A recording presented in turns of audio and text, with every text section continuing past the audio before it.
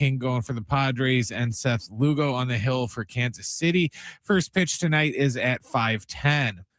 This weekend, we'll have the World Cup Final for you right here on San Diego Sports 760 this Sunday beginning at 11:30. A failed strut can turn any drive into a rough ride. When it's time for repairs, Rock Auto makes finding the right part easy. Shop name brands at lower prices and have the parts shipped directly to your door. All the parts your car will ever need at Rock Auto.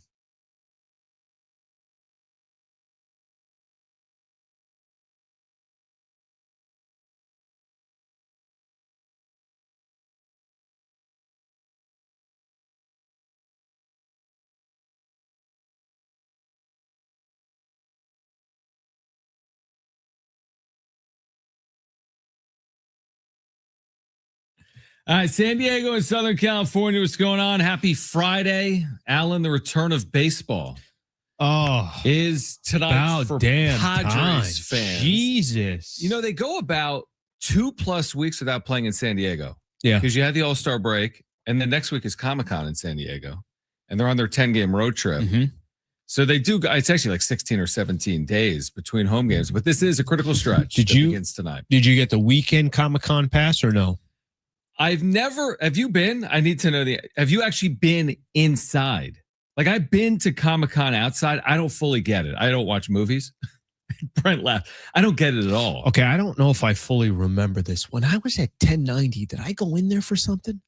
Like, I think I want to say, never been. I want to say we got tickets. And it might have been like a sales type of thing that I was in there for, but I've never gone to like Comic-Con and just experienced it. Or something. Like Brent's been. I should go. I would like to go. Well, it's sold out. It's Comic-Con. You can't just, I'd like to go. SeatGeek? I know, badges, right? Yeah, you have to buy your badges in like December or January, something like that. Can we get them through work, Brent? Probably not. Probably not me. Do they not know we have a very critical, important radio show that everyone hangs pins and needles on in San Diego? Do they not know that? They probably do. I don't think they do. Is there a bigger event, by the way? We've gotten a little sidetracked. Is there anything bigger event-wise in San Diego than Comic-Con? No, Does anything rival it? I think it's Comic-Con. That's amazing. It's hundreds of thousands of people, right? Make their way to San Diego next week. When the Reds come to town.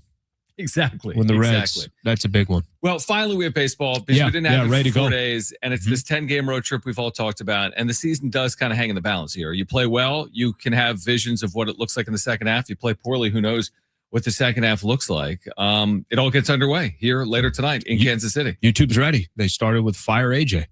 Okay. All right, relax, guys. You actually, I'm glad. Relax here. Can we let the show marinate for a second here before we're throwing people under the bus? Well, not really, because you made me aware of 2 articles today. One of which is everything involving the Padres is a trade of Mason Miller. Yep. The only thing anyone wants to talk about is trading away Mason Miller. I'm not kidding. I mean, every single article is some type of angle for Mason Miller. Yeah, there's Mason Miller. And then there's Let's Grade the Padres First Half from Yahoo, where every grade is essentially failing other than their bullpen. Infielders, outfield, just as a whole. Sure. Infield, outfield, starting pitching, managing. And then obviously relief pitchers as well. They get an A for their bullpen by and large. Yep. We can get into the specifics, but they don't get passing grades offensively, starting pitching, coaching/managing, wherever you want to go there. That's an interesting one. So, I mean, it does feel like the tenor of the conversation is on what's wrong with the Padres, not how can the Padres be fixed. I know, it's true. That's true. Right? When we talked about the tiers, tier 5 of the major leagues right now per ESPN. That's pretty far down. Yeah, Padres are in the tier 5. Listen, to be honest with you, like it's kind of just up to them. Let's put it this way. If I took a poll around baseball people, not even fans, let's just take baseball people that are covering the sport. And I said, all right, the percentage chance that the San Diego Padres are going to make the postseason. Okay. I think most people would look really negatively about the second half of the San Diego Padres season. Now, I'm going to stay optimistic. I'm going to try to see the only people that can really kind of steer the ship in the right direction are these players. Unfortunately, I'll use Kevin Acee as an example. He had some stats in his last article that we went through, and it's very discouraging. And he's not trying to be discouraging. He's just saying, here are the numbers. Like his job when he writes one of these articles, here are the facts. The facts are, here's where the Padres are offensively. Is starting pitching is there any help or optimism towards the starting pitching? But I think the one stat that you keep reiterating, which I'm going to hold on to for dear life, is 30-16 or 30-14 against teams below 500. 30-16. 30-16 against teams below 500. And they have the fourth easiest schedule the rest of the way. Can they ride that momentum for a solid 2 weeks to potentially get a little bit of help, to then eventually, hopefully, get a little healthier, get some guys back, and try to make that final push? To do what? What are we trying to accomplish here? The same thing we said from the beginning of the season. Just get into the dance. I mean, for me, a night like tonight is important for a couple of reasons. One of which is Michael King. He actually has been a constant for you. He's got a 3.41 ERA. It's very good when you look at the rest of the rotation. Forget about everything else. It hasn't Quality been perfect. Sure. But he has been very effective. He's facing an ex-Padre in Seth Lugo. This Kansas City team has nothing to play for. They have literally nothing to play for. 21 games under 500. Their season is over. Maybe to sell. That's it. Yeah, exactly. So nothing to play for. Mm-hmm. Can you win a series in Kansas City? I'm not asking for the world. Sweep would be great. But can you win a series in Kansas City? I think if you do win the series, it starts with Michael King tonight. This isn't the game I'm trying to lose with Griffin Canning followed by German Marquez. This is a game they need to get out and win, in my opinion, to start the second half. And you set a little bit of a tone here, right? Like I do think in a weird way, maybe I'm making too big of a deal about this, but I did think winning those final 2 games against Toronto to close out that first half of the season and just get back to 500, I do think that was huge. Like, just imagine if they lose the first game against Toronto. What did they lose against the Diamondbacks? They ended up 2-2 in the Diamondback series, but I think they lost the last one. Like, just imagine they lost 3 or 4 going into the break, or they lost 4 in a row going into the break. I think it would have been demoralizing. So you got your ace. You got the best pitcher on the staff. You got by far the most reliable pitcher that you have. You're playing an awful Kansas City team. Like you said, they got nothing to play for. Start out this second half of the season. I hate saying it by half because it's never by half. Start out this final stretch here with a W and see if you can grab 2 or 3 from Kansas City and keep rolling from there. The last thing I want to see, and it is baseball, and there are no guarantees here. And like if they lose 2-0 tonight, for example, I'm not gonna be like, well, their season ended by losing 2-0. But I'll tell you what I will say when I do a show later tonight on YouTube. I'll say, this isn't the game where you need to look flat. Like, it's the time where you have to look the opposite. There was an interesting quote. Did we even talk about this? When Craig Stammen, were we even on the air? Craig Stammen said recently, following the loss to Arizona, well, it's not the time to be treating every game like Game 7. It was when he pinch hit. He didn't elect to pinch hit Jake Cronenworth recently last week, and then he went to him later in the game. He's like, well, I'm not going to treat it like it's Game 7. And it was an interesting way I'm like, well, your season's kind of on the line where it's a Game 7. But I feel like with everything they've said over the last week, that homestand, like, we need to play well. They went 4-3. That's fine. You're going to hear the same things from Craig Stammen today. It's an important stretch. I don't want to see them lay an egg in Game 1 of the important stretch. I'm going to give you a good example. They had that first game against Arizona, right? And it was like this. Yeah. This is such an important series. Huge. They're coming home. Everything's riding on this series. 8-0. Yeah, they got their asses kicked. Yep. And it was flat as hell. And Petco, there was absolutely no energy, nothing. And I'm like, this is the game everybody keeps 100%. Talking about. It's the most important game. It's the most important series. And it was, you know what it was? It was actually after they salvaged the game against the Dodgers. Right? They salvaged the fourth game of a 4-game series. Who doesn't want the fourth game of a 4-game series? Forget the first 3. Right. And they salvaged that last game, and then they go up against Arizona, get their asses kicked. And I think it was such a demoralizing moment. Now, credit to them. They ended up taking the 2 of the final 3 and then 2 of the final 3 against Toronto. But I know what you're saying, that if there's all this conversation and fuss and everything else about this important stretch, start out with a W against Toronto. Just real quick on the Stammen thing. Yeah. Did you see the quote? I did see the quote. You know what I'm having a little bit of difficulty with the Stammen piece? I think do you think right now everybody's kind of just looking at every single thing he says And because the team hasn't been playing well, because he's a first-year manager, because it looks like he isn't experienced because he isn't experienced, do you think right now we're all kind of starting to jump on anything he says that we don't like? It's like, see, you don't say that if you're a manager. Like, do you think this is just highlighted because of their predicament? Yes. And first-year manager? I do. I mean, the direct quote, I just Googled it again, was, I'm not playing every game like Game 7. He shouldn't be. Player rest and lineup. No, yes and no. I agree. I mean, I feel like if you had buffer, like if this team was 50-40. Yeah, it's different. It's different. Yeah. But they're not. It's like, if you're not going to treat these games like must wins, and you don't win all must win games, it's baseball. But if you're not going to treat these series of games like they're crucially important, then you may not be playing much more for this year. That's a good point.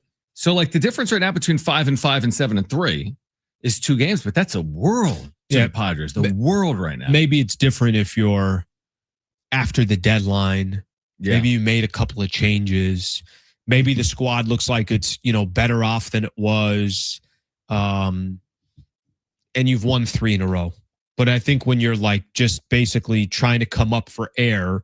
And maybe not the best quote from that predicament, but I think it has more to do with the fact of the situation that the Padres are in.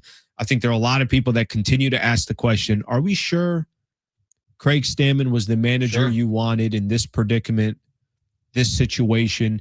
Didn't you want somebody more experienced? I mean, I'm telling you, and I know what the market, at least from a media perspective, I felt like people had a certain feeling about Mike Schilt. I was devastated when Mike Schilt was like, hey, I'm done. I had a lot of fear that this was the right manager for this team. Probably have to like him. I get he's BSing all the media. All I care about is the man getting results or not. He was. That's a drastic difference to go from Schilt to Stammen. And it would have been a drastic difference as well to go to Pujols, who would have been a first-time manager. But I'll tell you who the fan base was hoping for. Again, a sexier name. You're talking about a middle reliever. It's never been done in baseball history to manage, as opposed to literally one of the most prodigious hitters ever in the history of the sport. We'll never know what would have happened if they hired Albert Pujols. Padres just made a move to start the second half. What is it? We'll share it with you on the other side. A move with their 26-man roster, not a trade. We'll share it with you on the other side. Plus, Jackson Feltz, iHeartRadio World Cup broadcaster, joining us at 3:30 to preview the World Cup Final. Kevin Acee will join us at 4:30 on Schaeffer and Sliwa, San Diego Sports 760, and live on the iHeartRadio app.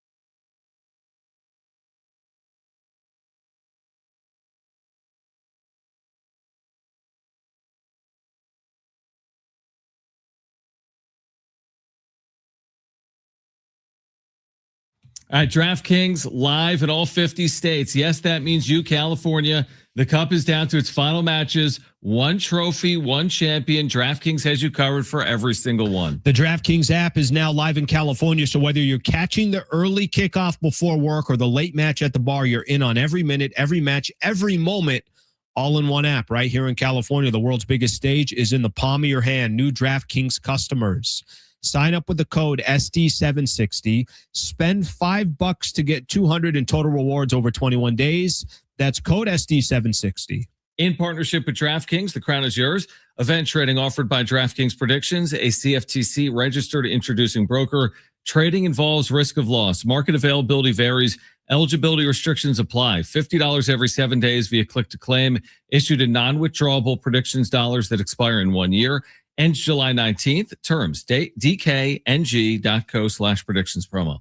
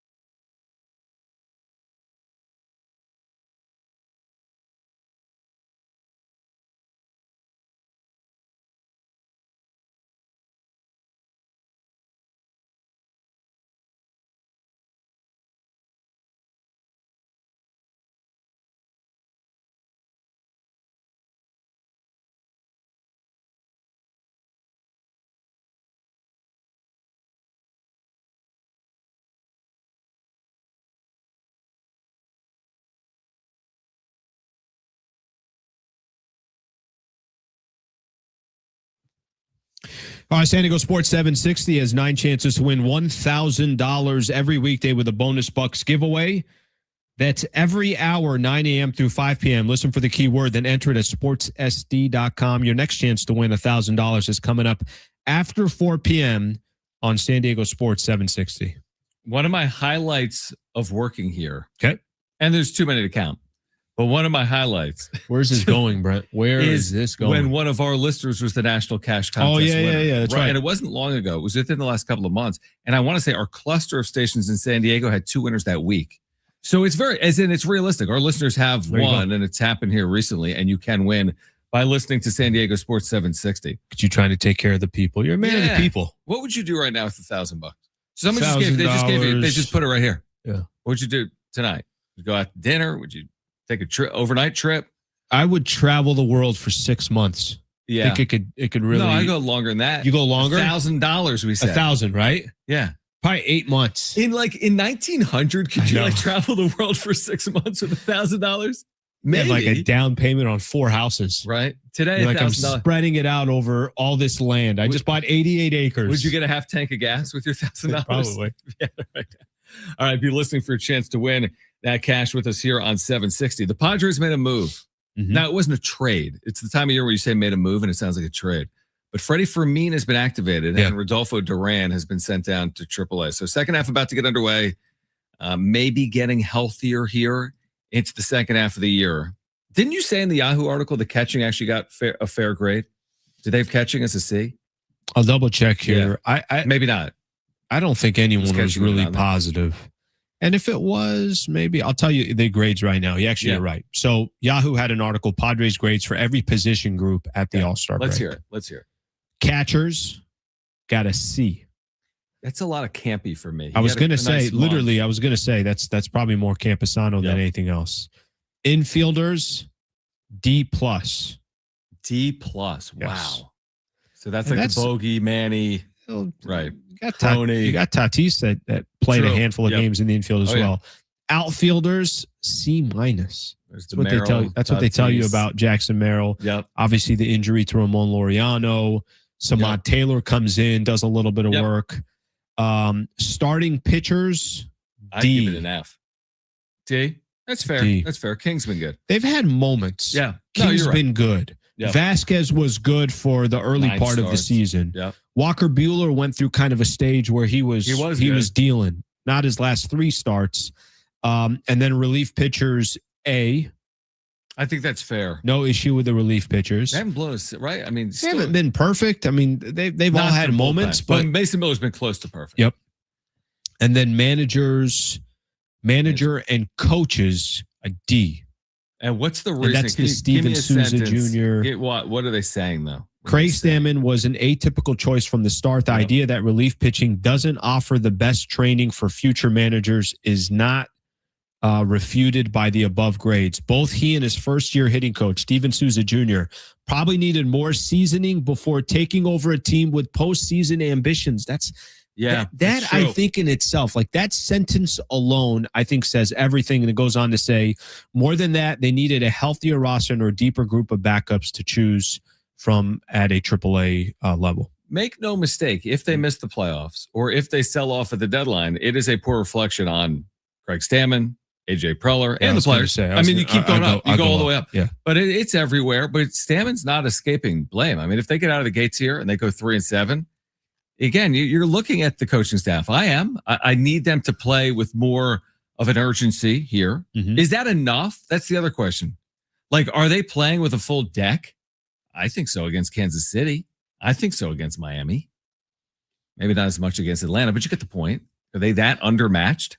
But this is where I have a little bit of an issue. Let's just play this out. How would you feel if this is how the rest of the season went out? Padres win 81 games and they miss the wild card, or they missed that wild card. 500 spot. All year long. Yeah, that's kind of what they that's what they ended up being. They ended up being a 500 team. How would you view Craig Stammen? It's a really good question. Some of it is dependent on what they do at the deadline. Let's say at the deadline, I got you. Let's say at the deadline, small ancillary changes. Right. Add one starting pitcher. They don't go big in trades, trading guys away, and they don't go big in bringing guys in. I mean, that's a complex question. I don't think it would look favorably on them. They won 90 games last year. Were they supposed to take a 9-game setback, so to speak, based on their roster, the way it's constructed? I think that wouldn't look great. What would you say? Probably expected is what I would say. Expected? I would I would look back and be like, well, what the hell did you expect bringing in a first-year manager that's never managed before? So is that a reflection on Stammen or Preller? AJ. Oh, were you asking me on AJ? No, I'm asking you on Stammen, but my point is that, like, it's tough for me to get upset at Craig Stammen for taking a role that it doesn't even feel like he wasn't even asking for. Wasn't asking for. Right. So then I asked myself, okay, well, did Preller just see something so special that he thought, I got to have Craig Stammen here? Sure. I think this sentence, I really do. I think that's such a great sense in this Yachty article. Both he and first-year hitting coach Steven Souza Jr. Probably needed more seasoning before taking over a team with postseason ambitions.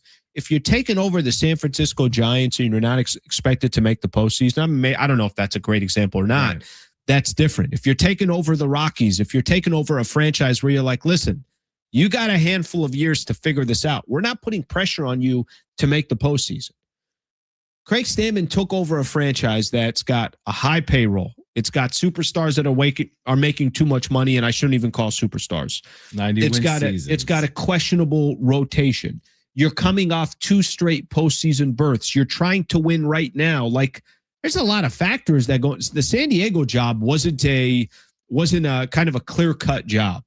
And it says in there, like, he probably could have used more seasoning. He doesn't have any seasoning. It's like, if that would be like hiring me out of college to go call Yankees games because I watched a lot of baseball.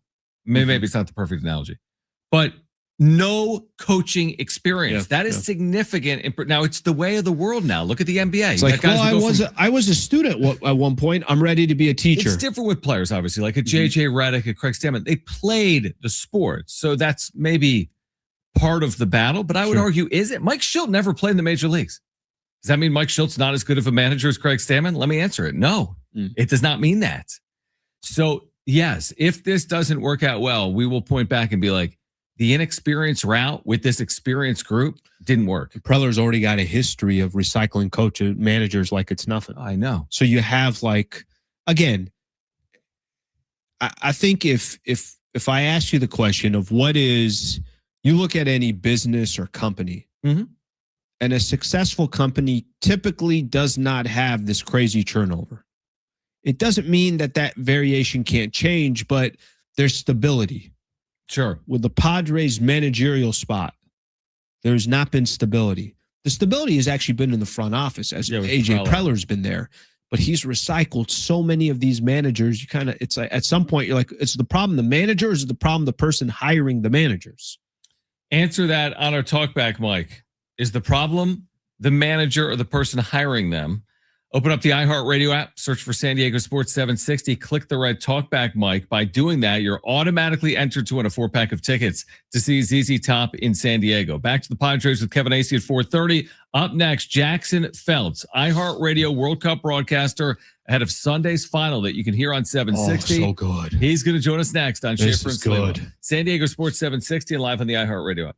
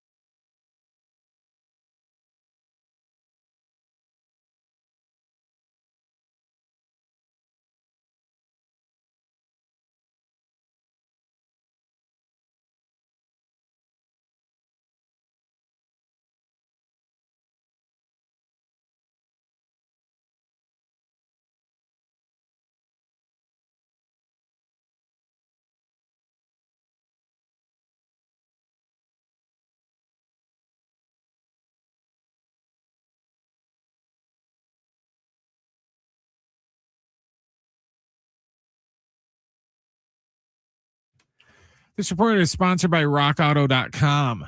The Padres are back at it tonight in Kansas City when they get ready to start their weekend series against the Royals. It's going to be Michael King going for San Diego, and Seth Lugo is going to be on the hill for Kansas City. First pitch tonight is at 5:10. And this weekend, we will have the World Cup Final for you right here on San Diego Sports 760 this Sunday, beginning at 11:30. A bent tie rod can quickly bring a drive to a halt. For those parts needed to get back on the road, visit rockauto.com. Find a wide selection of quality parts at reliable low prices delivered right to your door. All the parts your car will ever need, Rock Auto.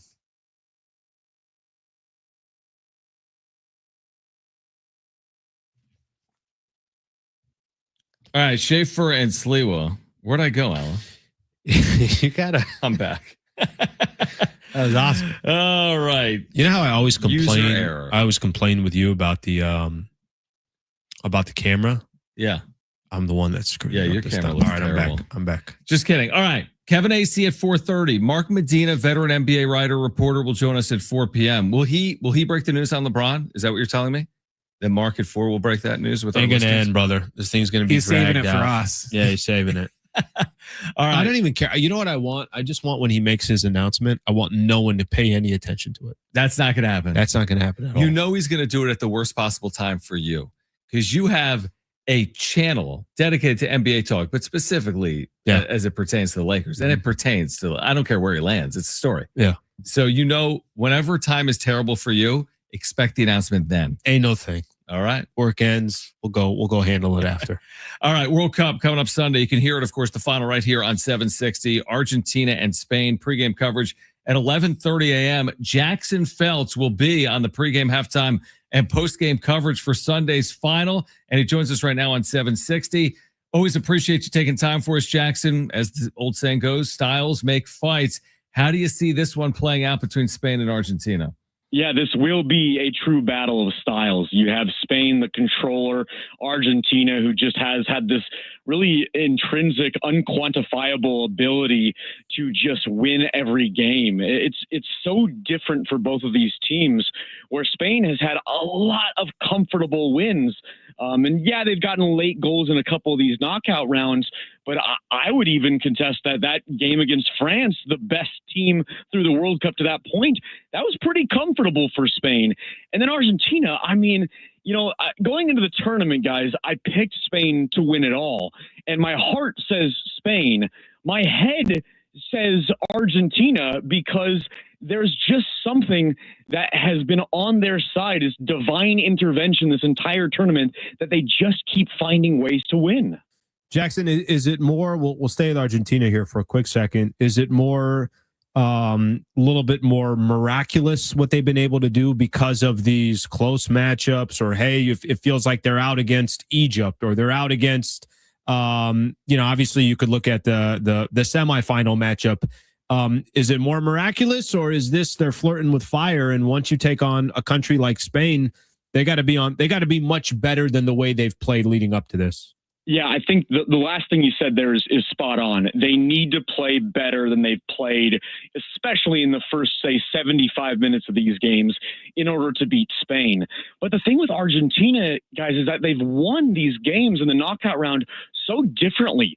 The Cape Verde win that they had was so different than the Egypt, where that was a true miracle, coming back, scoring 3 goals when down 2-0 in the short time they did to win in 90 minutes. That was miraculous. But then a Switzerland win in the quarterfinals was such a Spain-like win, where they controlled the game. Switzerland ended up getting an equalizer, but Argentina stayed patient. It's such a confidence in the way that they played against Switzerland. It's almost like they knew that they were going to win the game, even when it was 1-1 going to extra time. And then England was just, as good as Argentina, and you have to give Argentina credit. They came back, they scored the goals. The entirety of that game, what I've been saying, is on England. It's like, take the most recent Super Bowl, Seahawks-Patriots. The Seahawks led 12-0 with 10 minutes left in the third quarter. It would be as if Mike Macdonald, head coach of the Seahawks, said, all right, New England. Shut it down. we are going to punt the ball on first down every single time we're on offense. And we're just going to give you the chance to attack us over and over in our defense. And we're not even going to play offense. We're going to punt it away on first down. That's what England essentially did against Argentina. And Argentina's attackers are too good not to make them pay, which they ended up doing. Jackson Felt's with us right now. He will be on the call with pregame, halftime, and postgame right here on San Diego Sports 760, iHeartRadio World Cup broadcaster with us right now on Schaeffer and Sliwa. Obviously, Messi's legacy is beyond secure. But what would one more title mean for him in terms of the GOAT conversation in the history of world soccer? Yeah, he's already the number one, and number one by, I think, a pretty decent amount. You can kind of argue, I think, 2 through 5, but I kind of think Messi is so far away at number one right now that a second title, what that would do, it's just, it would be kind of amusing if he actually gets it done, because then we're talking about, even more than Wayne Gretzky, even more than, Tom Brady. There's no conversation to even be had. The only conversation that would be even existing to that point is, what would Kylian Mbappe have to do to even get close to Messi? Because Mbappe has won. He's been to a second final that he had in 2022 that he lost. He probably has 3 more World Cups in him at least for Mbappe. If Mbappe wins 2 more World Cups or gets to 2 more finals and wins 1 more, and then he goes on a massive run in his club career, could Mbappe reach Messi? I think no, if Messi wins a second one. But that's the only debate that would exist if Argentina win it on Sunday. Jackson, you mentioned that before the World Cup started, you had picked Spain to win the whole thing. How come there's not enough conversation about them? Is it just, I don't know if star power is the right way to put it, but there are superstars, and you might look at Mbappe, which you mentioned a couple of times. We've been talking about Lionel Messi. Why not more? Is it just their roster is not as sexy of names, but they get the job done? And like you mentioned, they went through France almost as if that game was never really close. At least it didn't feel like it. Why not more chatter, you think, about Spain leading up to the finals here? What's funny, they have the flashy names like Lamine Yamal, the best player under the age of 25 on earth and maybe 30 on earth. He is that good. He hasn't produced the goals and the assists in this tournament, but he is a flashy player. I mean, Rodri, the best midfielder in the world. He was the 2024 Player of the Year on earth. They have these great names, Fabian Ruiz, Pedri they can bring off the bench, Cucurella on one side, Pedro Porro on another. They have really big names. But I think it's the way that Spain plays. It definitely can lull you to sleep. And if you're a casual soccer fan, if you're a casual sports fan who just turns on a Spain game during this World Cup, it might put you to sleep a little bit and you might be a little bit bored, because Spain just love to have 60 to 70% of possession. They love to really have perfect passes on every single point in the middle of the park, and they never give the ball away. I wouldn't say they play keep away, but they're just so good in possession, and they're so good with their passing in the midfield that it's impossible for really anybody to get going against them. And you've seen that throughout this World Cup over and over. Now, because of that, a lot of teams will sit back and defend really well and not allow Spain to go on massive scoring runs like you've seen Argentina score a bunch of goals. So it is a rather sometimes boring way of playing, but it's sort of like, it's NFL, it's anything else. Defense wins championships. And I think that's where Spain has really anchored their game this year with De La Fuente, their head coach, is we are not going to play an exciting brand of soccer, but we're going to win some more. And then the first team in World Cup history to have 6 clean sheets in this tournament. Jackson Feltz is with us right now, iHeartRadio World Cup broadcaster. Of course, you can hear the final right here on San Diego Sports 760. One of the stories playing out around this match is the weather conditions, which always was a possibility. You could have heat or rain, and now we've got Canadian wildfires impacting the air quality. Do you expect that to play a role in what we see on field on Sunday or not? Yeah, it's an excellent point, because this will play a role. If it is those kind of conditions, and it is a factor. And you're seeing players that are just a little more winded quicker. Then this plays into Spain's hand because they already love to possess the ball, and I think Argentina they do like to possess as well. But I think Spain's going to win out in that regard, and Argentina's going to have to play chase. And if Spain's going to be able to just quickly hit one pass, one touch after another in the middle of the park, and Argentina attackers, especially an older Lionel Messi who doesn't defend as it is, if those Argentina players and their attackers are going to have to run around and take a lot of energy just to try to track the ball and stay on these Spain players who are quick to their touches, then it is going to wear down Argentina faster because of the smoke in the sky and the air. So it's absolutely it's going to be part of our pregame show on Sunday at 11:30 when we talk about the conditions. We look at the AQI and we say, how much of a toll is this air quality going to take on Argentina if they are chasing the ball? Jackson Felt's taking some time to join us here on the Schaeffer and Sliwa show. Jackson, we've heard kind of some of these reports and the conversations about potentially the World Cup expanding. What's your thoughts on that? Do you like the number of where we're sitting at now? Would you like to see more countries involved in the World Cup next go around? Yes, absolutely. You think about what the 60-team World Cup would have looked like this year if they had done it, and we would have had Italy in there. And I mean, you think about a giant like that who just missed out. There's so many others to even list. But I think what we saw with this expanded this year is even more Cinderella abilities and say, okay, Cape Verde, where did they come from? How about that? I mean, you get Congo advancing to the knockout round and then taking England to the brink. Cape Verde obviously took Spain to the brink, Argentina. So you have these amazing stories that are birthed out of this expanded tournament. And not to mention, it'll make things simpler too. You're going to be able to have that group set up with a 60-plus team tournament and say, all right, very simply, it's 4-team groups. The top 2 teams advance to the knockout round. Simple as that, done, end of story. And you're going to be able to set that up in such, I think, a much simpler way rather than having all of us, quickly refreshing the third place standings after every game towards the end of the group stage, where we're trying to add up goal differential. At one point, fair play was involved with yellow cards and red cards, trying to compute that and add that all up. It was far too complicated than it needed to be. If you expand further, then I think you can simplify it as well as getting these great stories.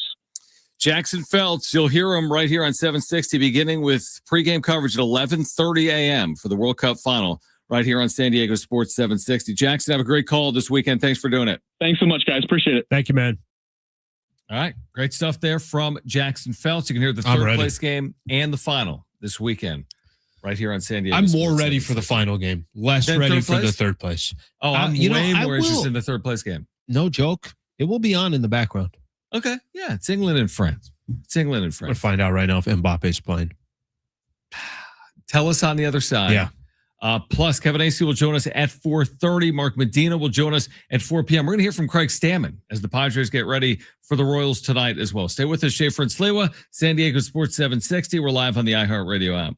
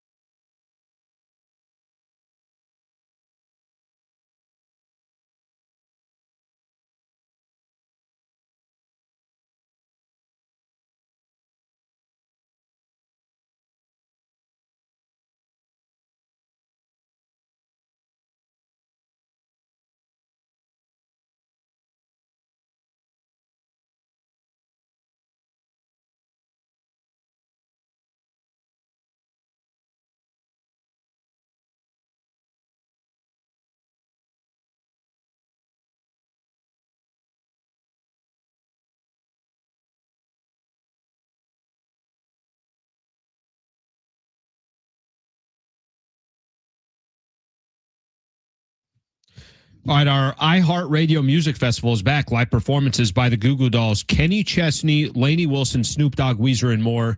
September 18th and 19th at T-Mobile Arena in Las Vegas. 2 nights, 1 stage. Now's your chance to buy tickets at AXS.com. Get them now before they sell out. All right, so Mark Medina is going to join us at 4, right? Yep. So yesterday we talked about Fanatics Fest. Yeah, you got to explain this whole thing to me. You are Alan is amazed by a couple of things. One of which is Fanatics Fest, which is only a 3rd-year event. So it's not like this has been going on for 100 years. Damn, that's it. It's only a 3rd-year event. And they already got Wemby and LeBron and Kevin KD, Durant is there all again. These players. And Jalen Brunson. The whole Knicks team actually Luke appeared either Kennard. today or tomorrow. Luke Kennard was, I don't know if he made that list or not. Is he there or no? I would doubt it. Half the WWE is there as well. Right. Do they have an area where you can do voice memos? So it's all activations. Yep. As in, like, every company in the world is there, like FIFA included. It has like a FIFA activation, right? Experience. And one of the experiences in there is also like trading card collecting. Like you can buy and sell and trade, like as part of this exhibit in New York City. I mean, there's hundreds of thousands of people over 4 days. I think this little thing they're doing on ESPN, I think Anthony Edwards was going up to some different spots. Right. So, yeah, exactly. So you asked me, they just showed Cooper Flagg signing his debut patch card. And Alan's looking at me like I had 7 heads when I said that. The NBA this year instituted debut patch jerseys. Okay. On the jersey of a player appearing in their first ever NBA game is a debut patch. Right. That's not the part that I thought you had 7 heads for. It's the part that you said, then that goes into a pack. Correct.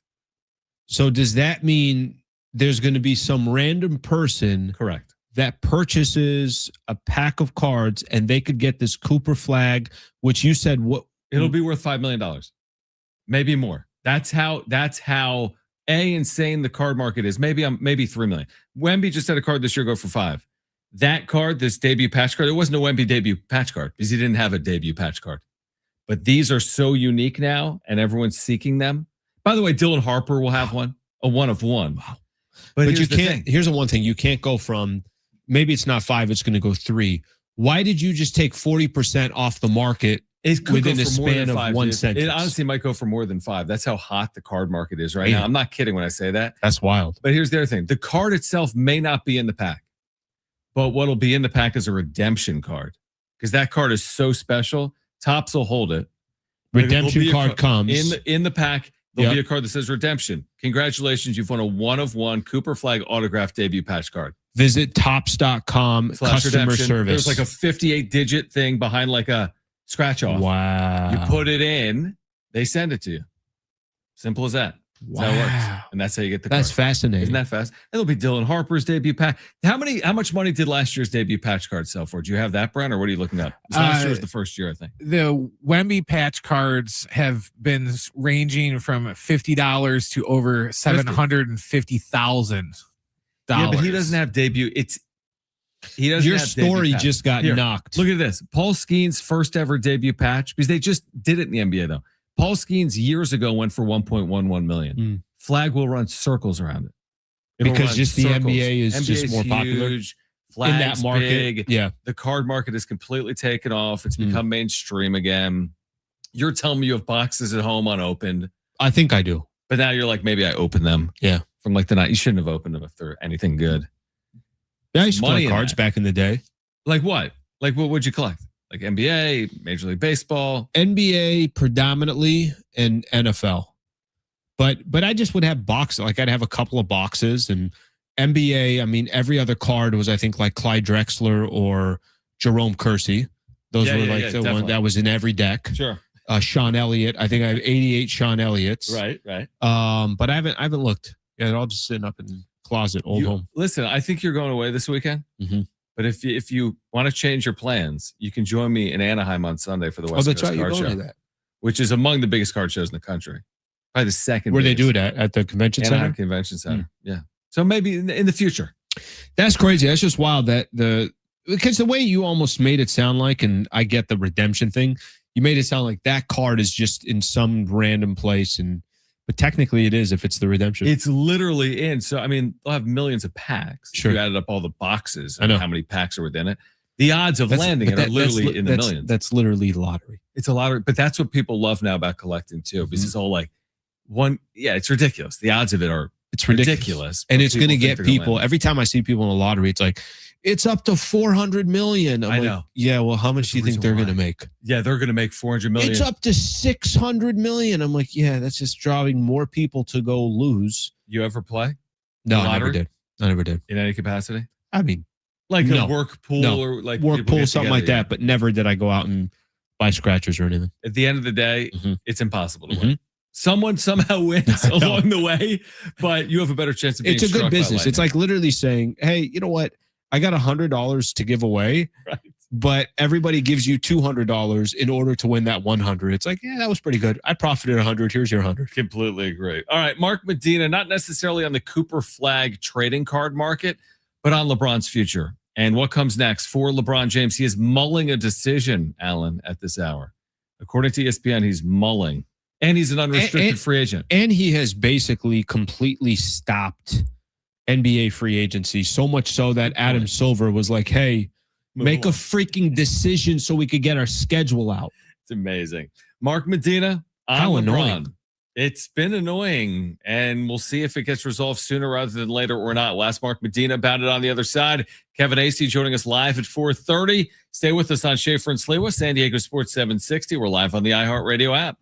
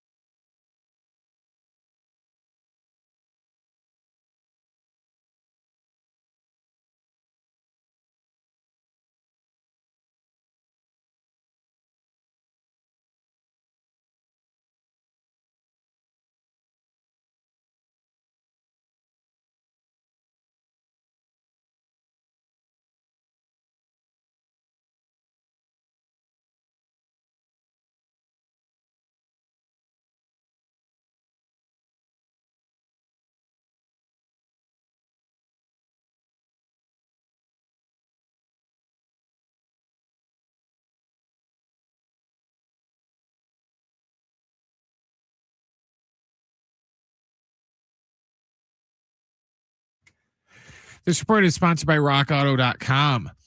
Padres and Royals are getting set for game 1 of their series tonight in Kansas City. It's going to be Michael King going for San Diego and Seth Lugo on the hill for the Royals. First pitch in Kansas City tonight is at 5:10. This weekend, you can hear the World Cup Final right here on San Diego Sports 760 on Sunday. Our coverage will begin at 11:30. Grinding and squealing are signs it's time for new brakes. Skip the hassle searching for the right parts and shop rockauto.com. Find trusted name brand parts at lower prices and have them shipped directly to your door. All the parts your car will ever need. Rock Auto.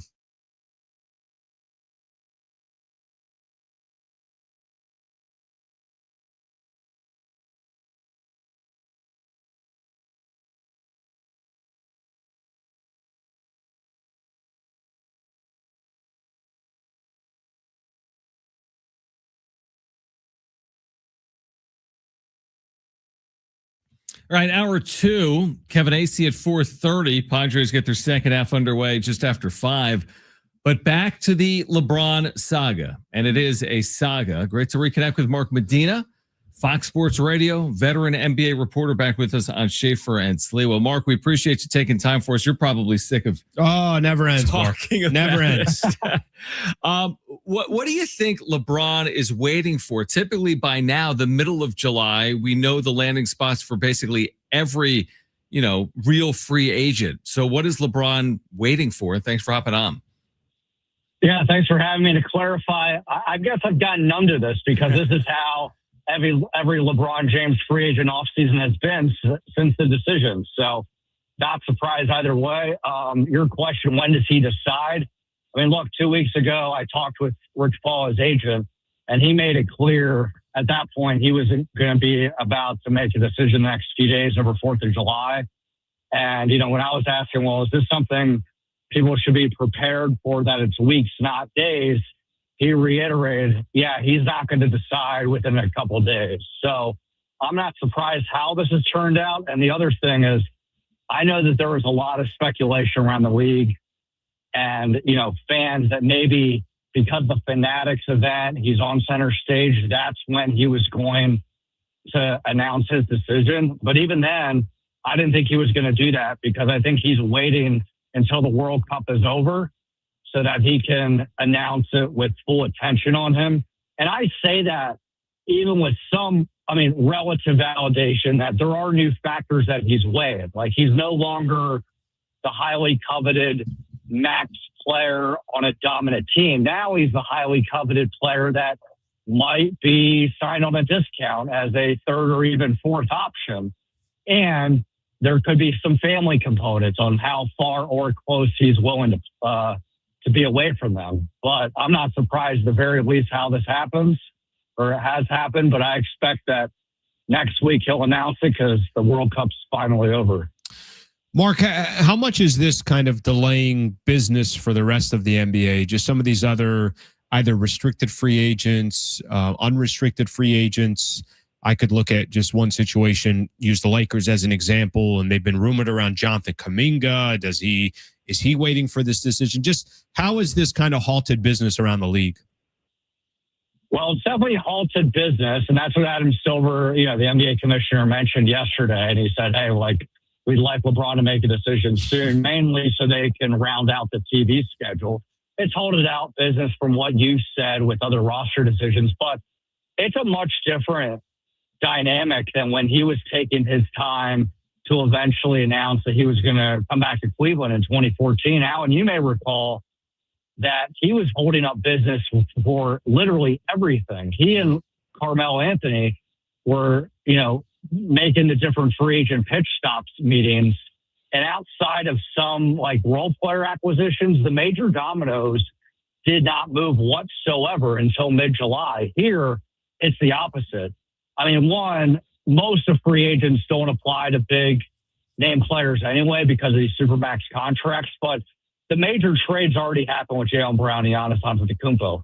Some of the major signings, like the Lakers getting Walker Kessler, have already happened. Some role player movements have already happened. So now what's being helped is kind of the last minute pieces here. So he's definitely held up business, but because of, where he's at in his career or the contract that he's going to get much different, dynamic with how you weigh it. Mark Medina, Fox Sports Radio, with us right now. Schaeffer and Sliwa, San Diego Sports 760. Give us what you see as 2 or 3 viable landing spots and why they would make sense. We know that the teams that have been, labeled, but where are 2 or 3 that to you make sense and why it would make sense for those Mark, teams? for the sake of LeBron, maybe the top 25 landing spots. Top 30. We could do that. Yeah. Top 30. We can do that tell you this. and take this. I can tell you this. Yeah, we're literally safe. He's not coming back to the Lakers, right? Mario Chalmers, I talked to him, former Heat teammate of his. He thinks it's Sixers or Heat. And I asked why. He said those are the best basketball options. And he thinks that the East is more wide open than the West. So that I do understand his logic there, but I would be hard pressed to rule out the Warriors only because, it is kind of a fantasy basketball type dream to play with Steph Curry on the same NBA team and him and Draymond. And you can't discount the geography advantages that he is still close to his family, namely his daughter Zuri. And because the Warriors have so many veteran players, Steph, Draymond, Kristaps Porzingis, Al Horford, LeBron, like Steve Kerr's not having a lot of practices or shoot around. So even when the Warriors are home, a lot of times LeBron will be in LA.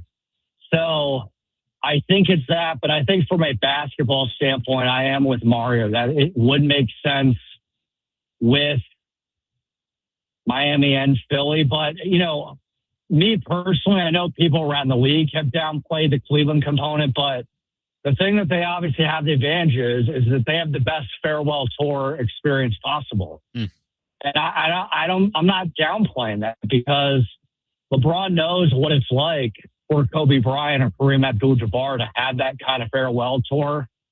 And especially in that kind of environment where he has the most history with them, it would have the most meaning that, I hate to be having a cop out of not giving you an actual answer, but I am torn on all these things because there's not a simple solution or a simple choice for him to make. And it really comes down to, what does he care about the most? Is it about the farewell tour? That's Cleveland. Is it about really winning basketball and trying to maximize your chance to win a title outside of joining a contending team already? Oklahoma City, San Antonio, then it'll be Philly or Miami. If it's about just having fun and being the closest to family, then it's the Warriors. But I don't know if he's fully wrapped his head around what those variables are the most important to him. Probably it's where he can get the most attention. Side note here, we'll keep moving on that one, Mark. Touche, Alan. Mark, of all the other, what's the next storyline to you that's most interesting? So let's take LeBron out of the mix. When you look at the kind of just the scope of the rest of the NBA, maybe some other players out there that you're very curious where they end up. What's another storyline or two that's on your mind outside of LeBron? Yeah, well, I mean, the player where they end up, it would be Jonathan Kuminga because he has interest in the Lakers, but he wants to get paid. The Hawks made it clear that, hey, they think he's an intriguing young player, but with not enough upside that they're going to keep him. But I think that they want to see if they can get something in return. Are the Lakers willing to play ball? And so that would be, the most intriguing thing. But the thing about free agency this year and past few years, it doesn't have the same kind of high level excitement as it has before. I mean, there's been a lot of attention on LeBron, but this wasn't how it was 10 years ago or even 5 years ago, where so many players are already moving because of these supermax. So really, outside of Kuminga, there's no players out there yet that I'm wondering, who are they going to play?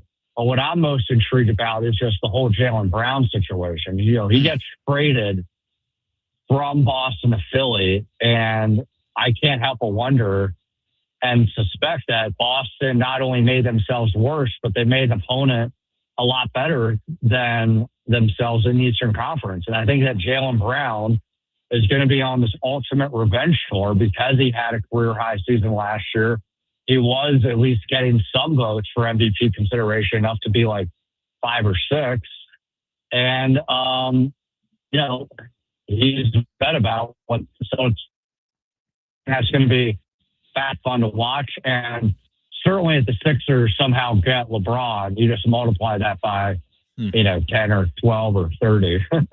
Mark, final one for me is about what Adam Silver said, how they're waiting on LeBron's decision for the schedule, and he's basically asking for LeBron to speed up his decision. FIFA's actually going to wait on Sunday's game until LeBron's ready. Isn't it amazing that in his it seriously is his 24th season, yet the league waits on bated breath.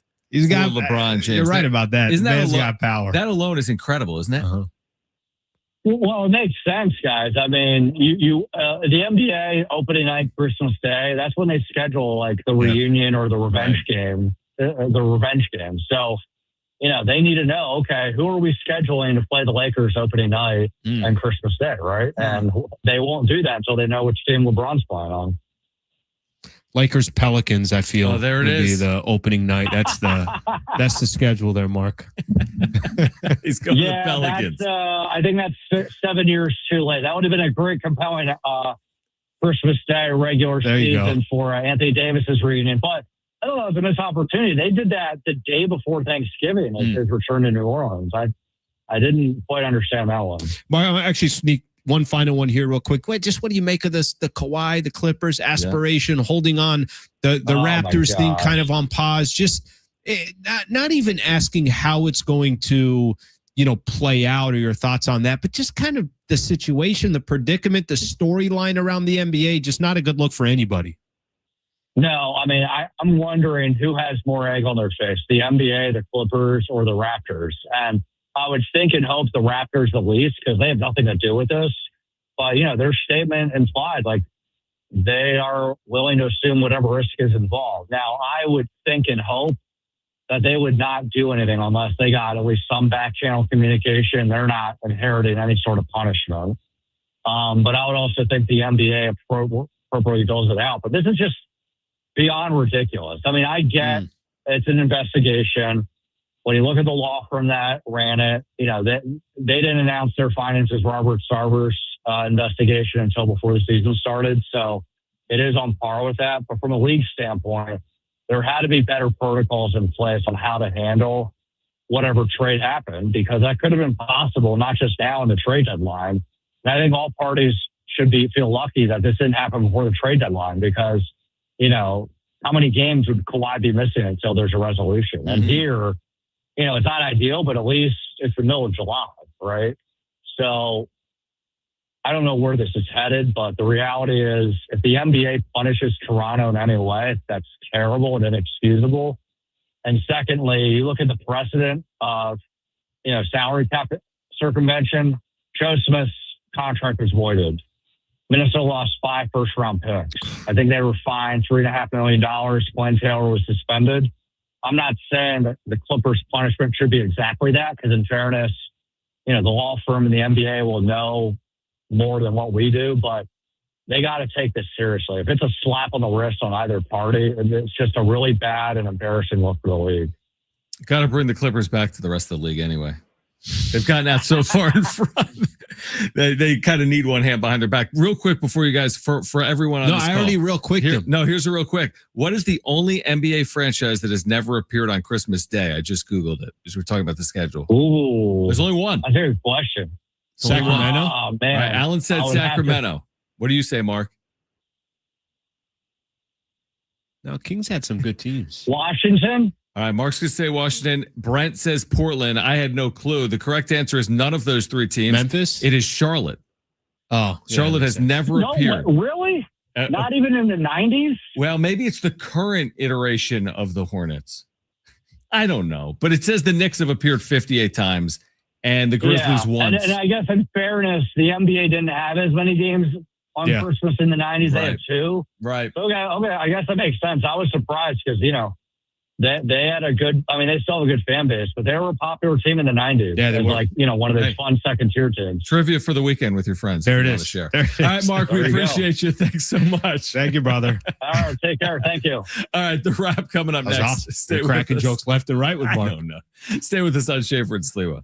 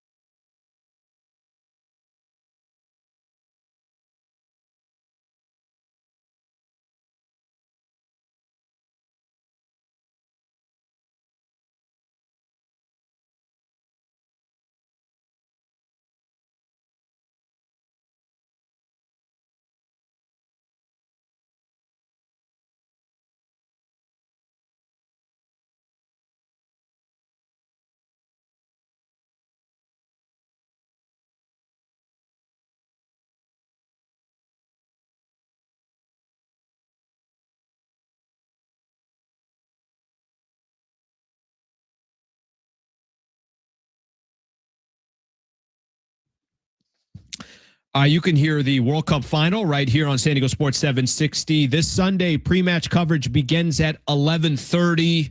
Argentina versus Spain. Phenomenal match. Who you got? Have you said who? Didn't we do it in the wrap? Oh, yeah, we did it yesterday. That's right. Did I pick Spain? Yeah, I got Argentina. Really? 6-4. 6-4? Yep. They hit that late too? Yep. To win it? I'm going to say Argentina, but I believe Spain is going to win. You can't do that. I think I want Argentina to win. I want Messi, I think, again. 2-1 Spain. I think everybody's rooting against Argentina, aren't No. they? Yeah. Who? That seems very anecdotal. I don't know. Everyone. Speaking of which, was at the corporate offices today. Went to San Diego FC. You were at SDFC today. SDFC offices. I was at SDSU today. I know you were. And you were at SDFC. You and I just were we near each other? Doing whatever we need to do for the city of San Diego. You were telling me SDFC's offices are wonderful. Little Italy, yeah. Beautiful. I know the badass area. Offices. Is it where we did our remote? Seriously, is it right there? Yeah, it's not that far. That's what I thought. Because I thought we were there. Beautiful location. You know, if you would have told me, I don't know, maybe 5 years ago, you're like, hey, SD's going to have this MLS team. Mm-hmm. It's going to come in here and have just the early success that it did. I went to the SDFC, as you can tell. I went to the SDFC store a couple of days ago. Bro, their gear. Their gear. It's such an important piece of. You and I were talking about this when we were in Monterey. We're like, why does the United States not have better kits and merch and like all these different products that come with it? I think it does matter. So anyways, was there at the headquarters. Really cool. The promotional people there.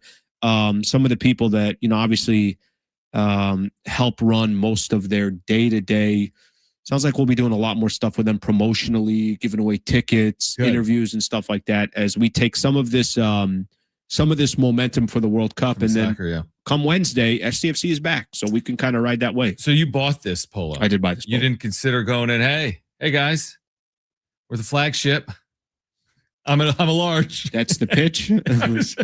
Hey, guy, because when the franchise launched, guys. Alan, before you got here, within about a year or whatever, before that, but when the franchise launched, or actually started, when they debuted their kids, they came in studio, my friend. They had jerseys.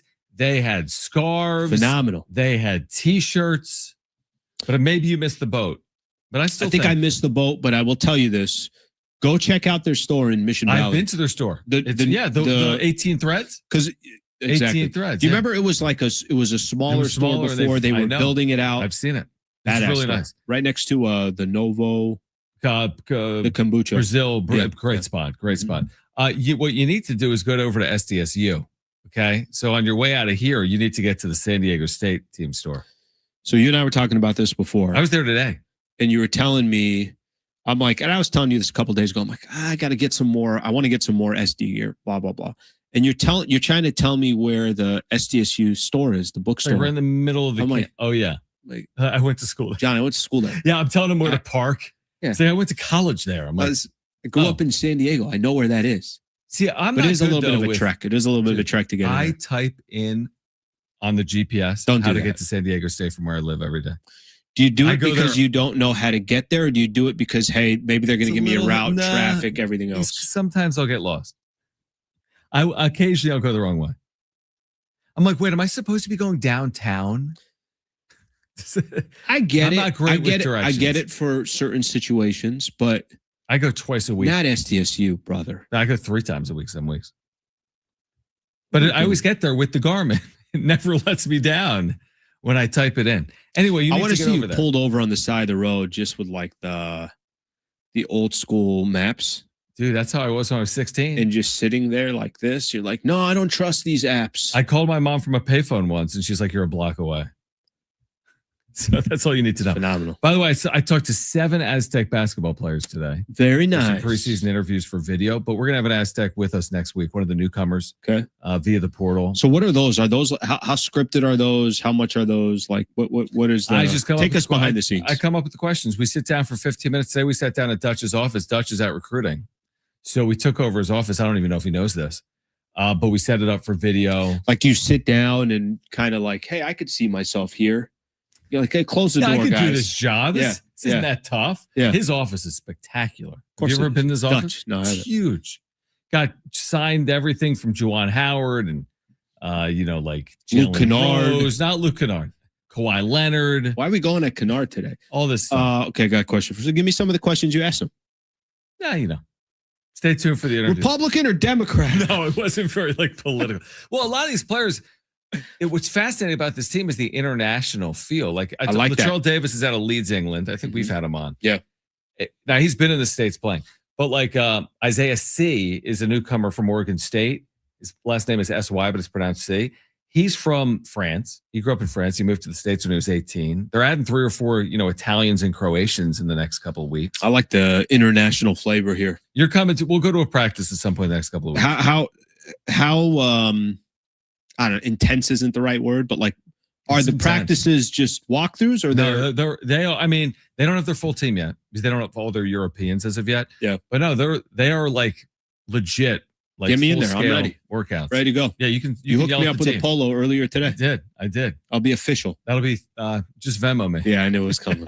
It's only a matter of time. On the other side from Kansas City, Missouri, where the Royals and the Padres will get their second halves underway in about 45 minutes. Kevin Acee, your Padres Insider, up next live on Schaeffer and Sliwa, San Diego Sports 760. We're live on the iHeartRadio app.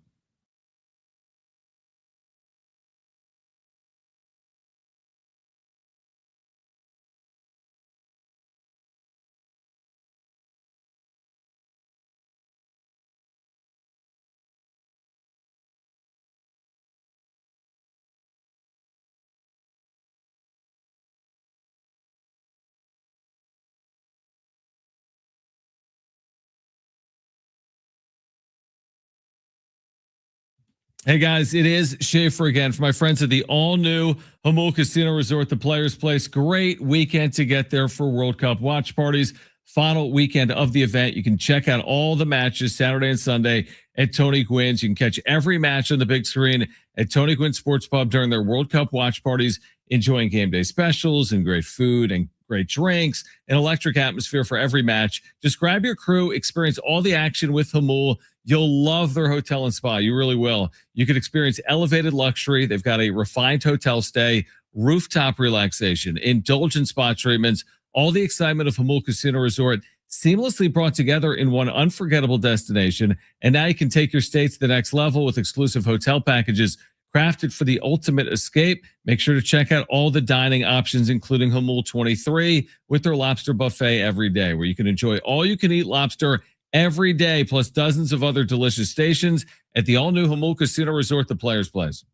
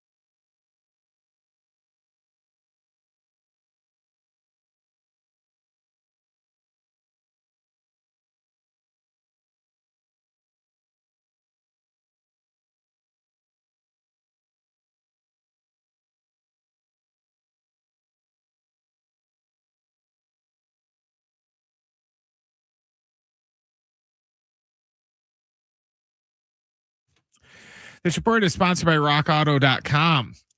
The Padres are finally back at it tonight. They're in Kansas City getting ready for their weekend set against the Royals. It's going to be Michael King going for the Padres and Seth Lugo on the hill for Kansas City. First pitch tonight is at 5:10. This weekend, we will have the World Cup Final for you right here on San Diego Sports 760 on Sunday beginning at 11:30. Grinding and squealing are signs it's time for new brakes. Skip the hassle of searching for the right parts and shop rockauto.com. Find trusted name brand parts at lower prices and have them shipped directly to your door. All the parts your car will ever need at Rock Auto.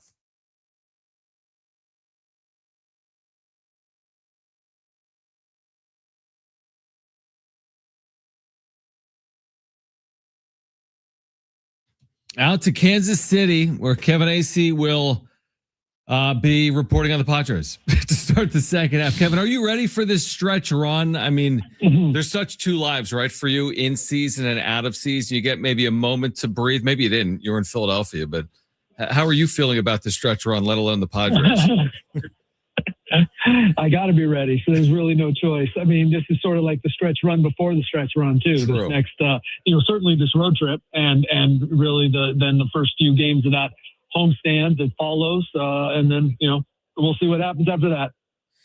Kevin, yesterday, I'm reading your article, a great piece. And we spent some time yesterday talking about it. The many possible paths for the Padres at trade deadline, buy, sell, or stand pat. When you go through, and I'll just reference that article specifically, when you go through and you do some of your research, and I know obviously you have as much of a pulse about the Padres as anybody, but are there some nuggets that kind of came from that piece that surprised you, or you thought, oh my gosh, this is worse than I thought, or hey, there's some optimism here? Just curious, that piece was so good yesterday and it laid out so many different scenarios. I go back and forth. Like I really do. The genesis of the article came from me being like, look, there's a good at this point. There's a good argument to be made for being buyers, for being sellers. I can see an argument. I don't know if it's good for, hey, you gave it a good try to see what was out there, and you ended up kind of keeping the same team. And okay, let's go forward and see what happens. And you know what? Come the trade deadline. Look, I was just talking to people here now. You know what the most likely situation is that this team goes 7-5. Mm-hmm. Like, how much better are they then, right? Like, they're 7-5 and they're still 3 games back. I mean, do we have any answers at that point? No. Then they got to make some tough decisions. I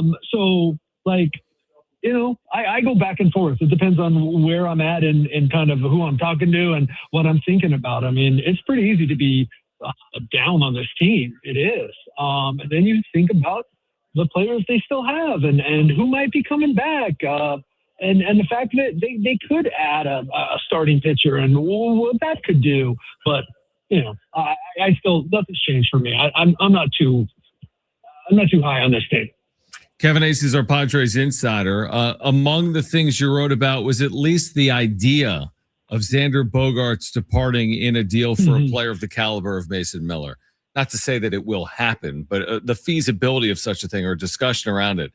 Do you feel as if that's more realistic at a deadline, or is that something that could play out, for example, like in an upcoming offseason? Yeah, it depends. Most people you talk to say it's an off-season thing, but there's been guys that have been unloaded at the deadline, right. And they would really, obviously, whenever it is, going to take the right deal. No one's saying it's going to happen, right. But it certainly is something that this team knows long-term that it's going to need to try to do. The only reason they can't plan on it is it's, going to be up to Xander Bogaerts at some point with the no trade clause, but it's going to have to get done. And right now, the reason that it has been at least discussed is they have a piece in Mason Miller that could entice a team to take on. Now, it's not just going to be Mason Miller. Mason Miller, and however much time he's going to have left after all this labor stuff gets worked out, is not worth you taking on an extra $12 or whatever $1 million that you're going to take on, whatever portion you take on of Xander. There's going to have to be other parts of this deal. But yeah, it could happen. I'm certainly not counting on that happening here in the next couple of weeks. Kevin, John and I were talking a little bit earlier. I mean, most of the storylines right now around the Padres, what are they going to do at the deadline? A lot of chatter about Mason Miller. Do the Padres hold on to him? Do they not? I'll give you an example. Bleacher Report, 8 tempting Mason Miller trade packages to sway the Padres. So as you know, this is obviously a storyline and the only all-star on the San Diego Padres. What would it say to you if the Padres did trade Mason Miller? What would that indicate to you? Obviously, they wouldn't have even had him for a full year. The prospects they gave up, or the prospect they gave up to get him. Just again, we're playing a hypothetical here. If they traded Mason Miller, would that indicate something to you? It depends on what they get. I mean, certainly it indicates failure. Like, that's not why you got Mason Miller. Just like you didn't get Juan Soto to trade him. You wanted him for 3 pennant races. You had him for, 2 months. And, got to the NLCS, and it wasn't because of him. So, and then you traded him, and you made the best you could out of it at that point. That was a pretty darn good trade. You got out from underneath Juan Soto's money, and you got some good guys going forward, guys that helped you in 24, 25, and are helping you now. Okay, so I would say the same thing. It's a failure if you trade Mason Miller. I agree. But you are going to be getting back something because you gave up Leo DeVries, and now you're trading Mason Miller and the controllable years left on his contract. So, there can be positives that come out of it. There can be, but you have to start with the fact that it's a failure. Kevin Acee is our Padres insider. I'm trying to get back to on field here for this upcoming 10-game road trip that starts tonight with Michael King on the mound against the Royals. Something has stuck with me since you told it to me on YouTube before you wrote about it, which is their 30-16 record against teams under 500. Could that just save them, that alone? I mean, they have such a softer second half schedule. Could they just be good enough against bad teams to find their way into the postseason? I forget what it was. I don't remember what I did, but I did the math on it. They were to keep the same winning percentage against these teams, which I think it's a good number. It's like 50, more than 50%. It might be like 28 or something like that, or 38 games. I don't know what it is. It's a lot of games against bad teams. Right. If they just keep that same winning percentage, then it's something like they need to only go like 14 and 18 against the others, the teams at 500 or better. Right. And it's like, now that's if those other teams come back to that. And then so obviously if you need to get to 87 wins, then it's like, they need to go 18 and 18 or something or whatever it is. But yes, to answer your question without knowing all the math and bogging it down any more than I've just bogged it down over the last 20 seconds, is to say that yes, that could save them as long as they first off do that. Because remember, a little while ago, they were playing bad teams all the time. That was back when their record was good. And then they would also need to do better, actually, 500 or even 16 and 18 or 16 and 16 or whatever it would be against decent teams is better than they've done recently. So regardless, bottom line, they have to play better than they have for the bulk of, let's say, the last month and a half. Kevin Acee, our Padres insider, joining us here on the Schaeffer and Sliwa show. Kevin, of the teams in front of the Padres, there's a long list here, but let me take the Cubbies and the Phillies out of the mix. Let's just kind of look at these other teams, some of the maybe more surprising teams in the NL. Between Miami, St. Louis, Pittsburgh, Arizona, and the Nationals, everyone's fighting for one wild card spot. Of those teams, which one do you think is probably going to give the biggest fight here in a wild card race? We have the Diamondbacks is probably the one. They've got experience. They've got really good players. These things tend to catch up to. I know the Cardinals, they seem to be a little more for real than anybody, including myself, thought. I know the Marlins have been playing incredible baseball.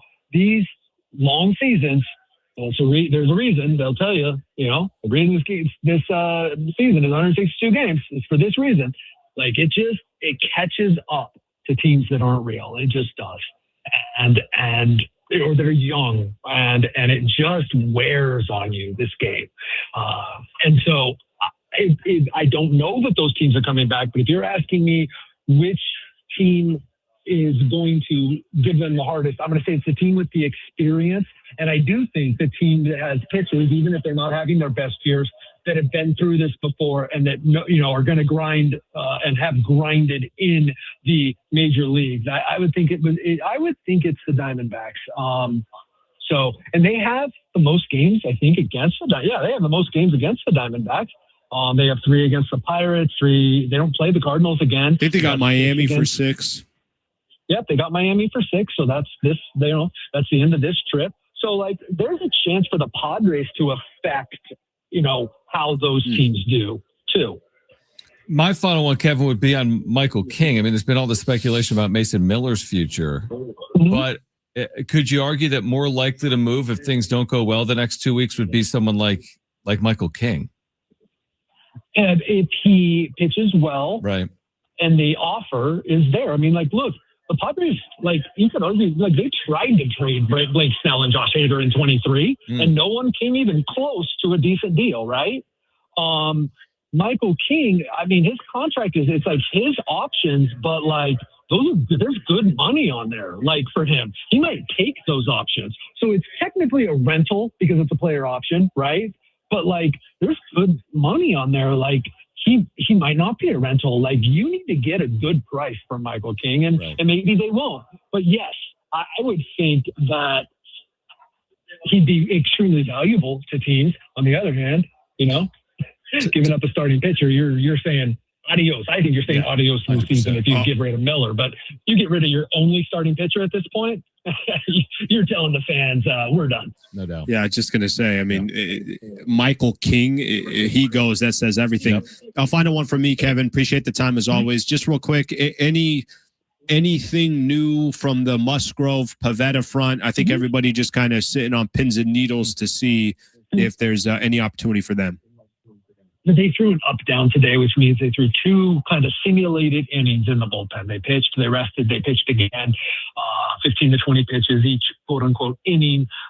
That's a good step, right? It's a step you needed. And maybe there's one more of those, and at the end of next week, they're doing they're pitching hitters, and then maybe they do that at the beginning of the next week, and then, or maybe it's a sim game, and then by the last week in July, they're on a rehab assignment, and then, what are we looking at, right? They've got to get up to, they got to get up to 5 innings. They got to come back as starters, right? They can't be another one of these guys that's not going to give them 5 innings. But this is big for the Padres because they've got to be able to evaluate, hey, they need one of those guys at least, right? So, they need to evaluate, as we're going forward, are we buyers, sellers, are we contenders? What's the likelihood that Nick and or Joe is going to pitch for us? That's one thing that they're looking at here in the next couple of weeks. The first of 66 must-win games, Kevin, beginning tonight in Kansas City, Missouri. Enjoy it, and safe travels this week. We'll catch up with you next week, all right? Right on. Take care.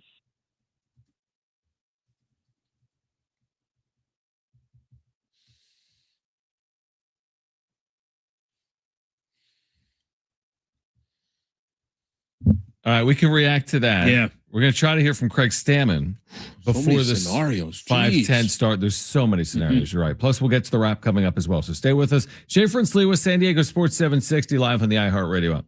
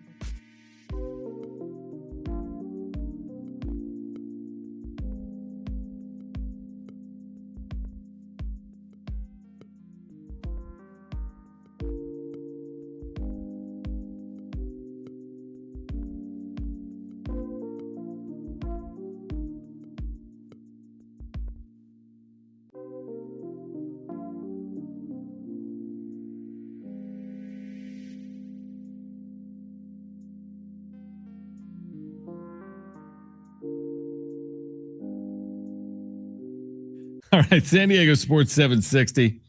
Schaeffer and Sliwa. We're back. Alan's like, what are you having? A yogurt medley? What are you eating right now? You're the worst person. I don't hide anything from the listeners. To just say, hey, let me get Al's back here for a quick second.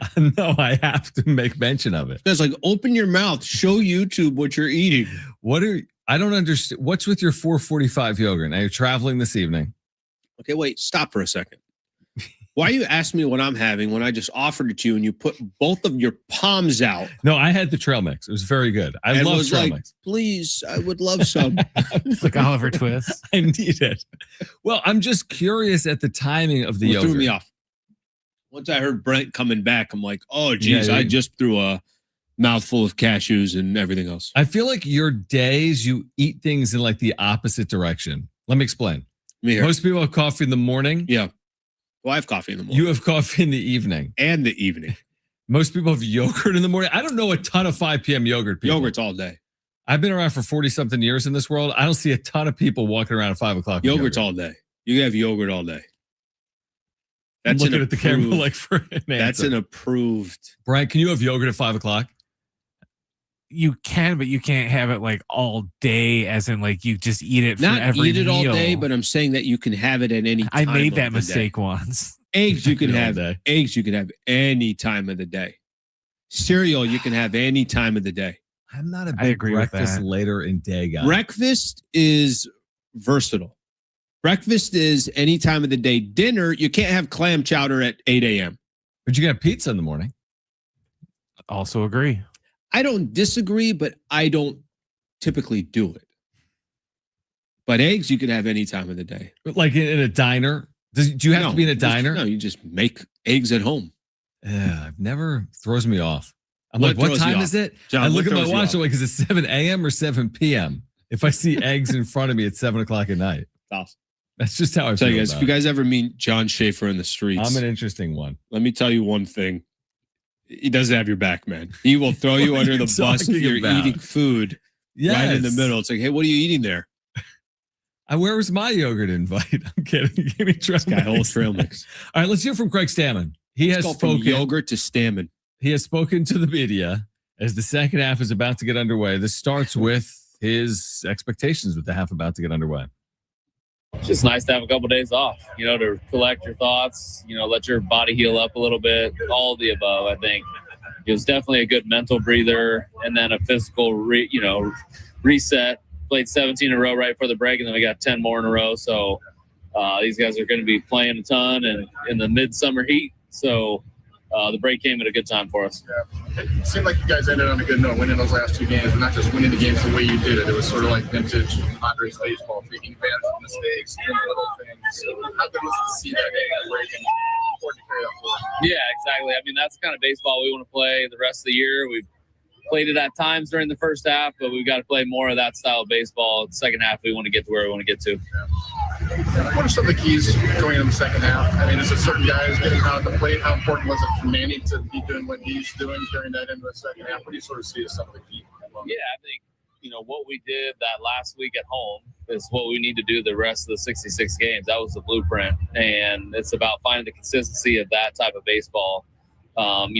Playing the game, not necessarily going for the big home run or the big hit, but playing the game the right way, taking quality at bats, and then piecing it together with our pitching and using our bullpen as much as we possibly can. Yeah.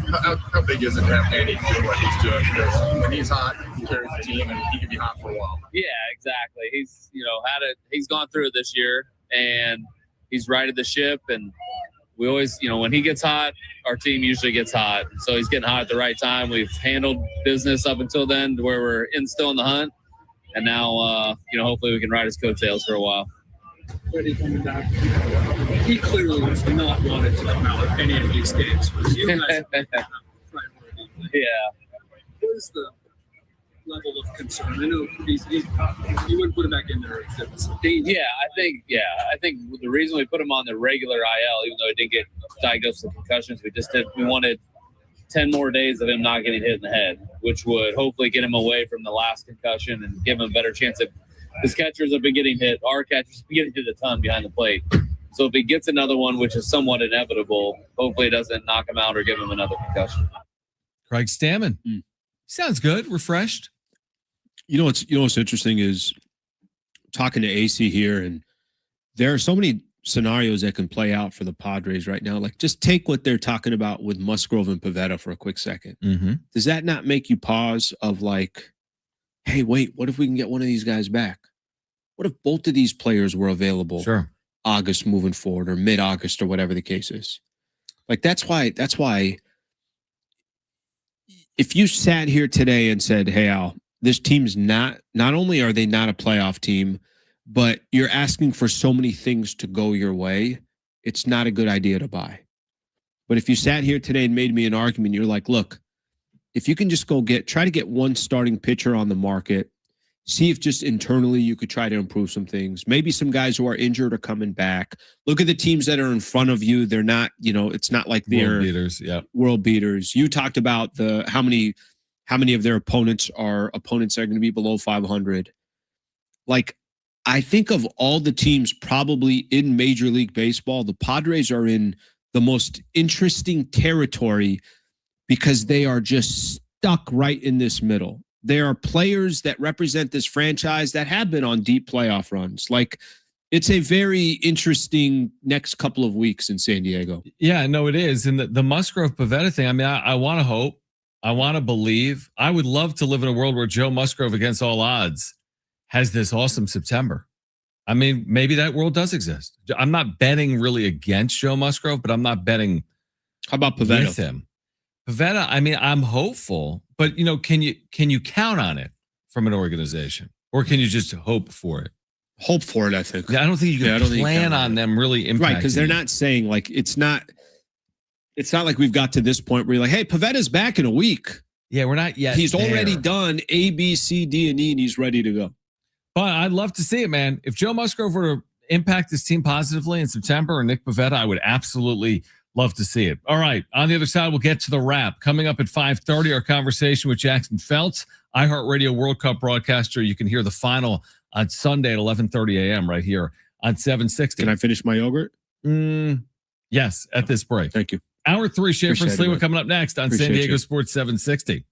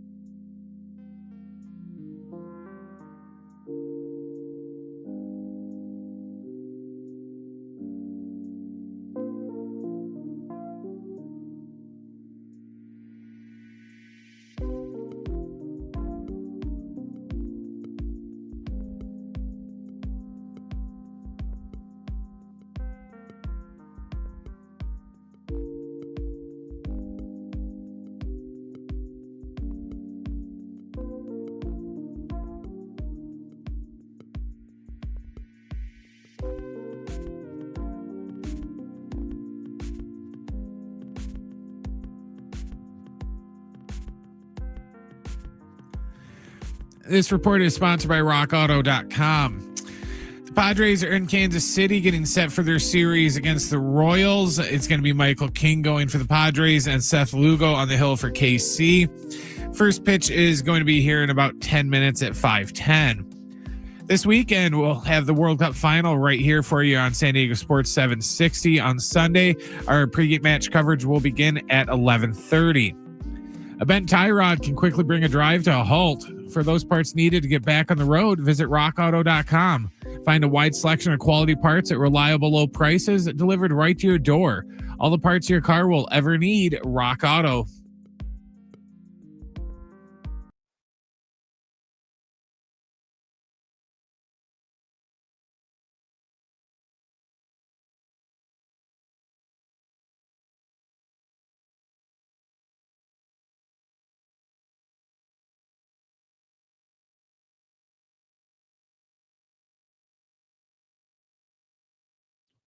All right, final hour of Schaeffer and Sliwa here on San Diego Sports 760. Coming up, Alan, at 3:30. Jackson Feltz, who will be doing pregame, halftime, and postgame for the World Cup Final. Phenomenal. Here on 760. 5:30? What did I say? 3:30. Yes, he's coming up at 3:30. 3:30 a.m. No, 3:30 Hawaiian. We're going to be here till 3:30 Hawaiian. 3:30 Hawaiian. This show is now Aloha. syndicated in 2 markets, San Diego and Honolulu. That was actually that's a pretty good recovery there. Is it, though, 3 o'clock in Honolulu right now, or is it I think earlier? it's 2. Well, whatever. That's a 2 good o'clock. point. That's a good But point. you're saying it's coming up in an hour and a half in Honolulu. Jackson Feltz coming up in 30 minutes here. It's 2 o'clock. It's 2 o'clock. Whatever. By the way, interesting comments out of Mountain West football media days that we'll get into later this hour as it relates to San Diego State. San Diego State's no longer in the Mountain West. I like this. But comments from Wyoming's head coach about the Aztecs that we'll share with you coming up at 5:15. But right now, let's get to this. It's time for the wrap. Presented by Sombrero Mexican Food. Check out their website at sombreromex.com. Do you think the Padres will be in the hunt by the time the trade deadline rolls around? All right, let's figure out what's the definition of being in the hunt. You just say within 2 games, 3 games, 4 games? How many games? They're 3.5 now, so let's just say that within 3.5 games. Because they're in the hunt now. They'll be in the hunt. Yeah, I think they'll be in the hunt.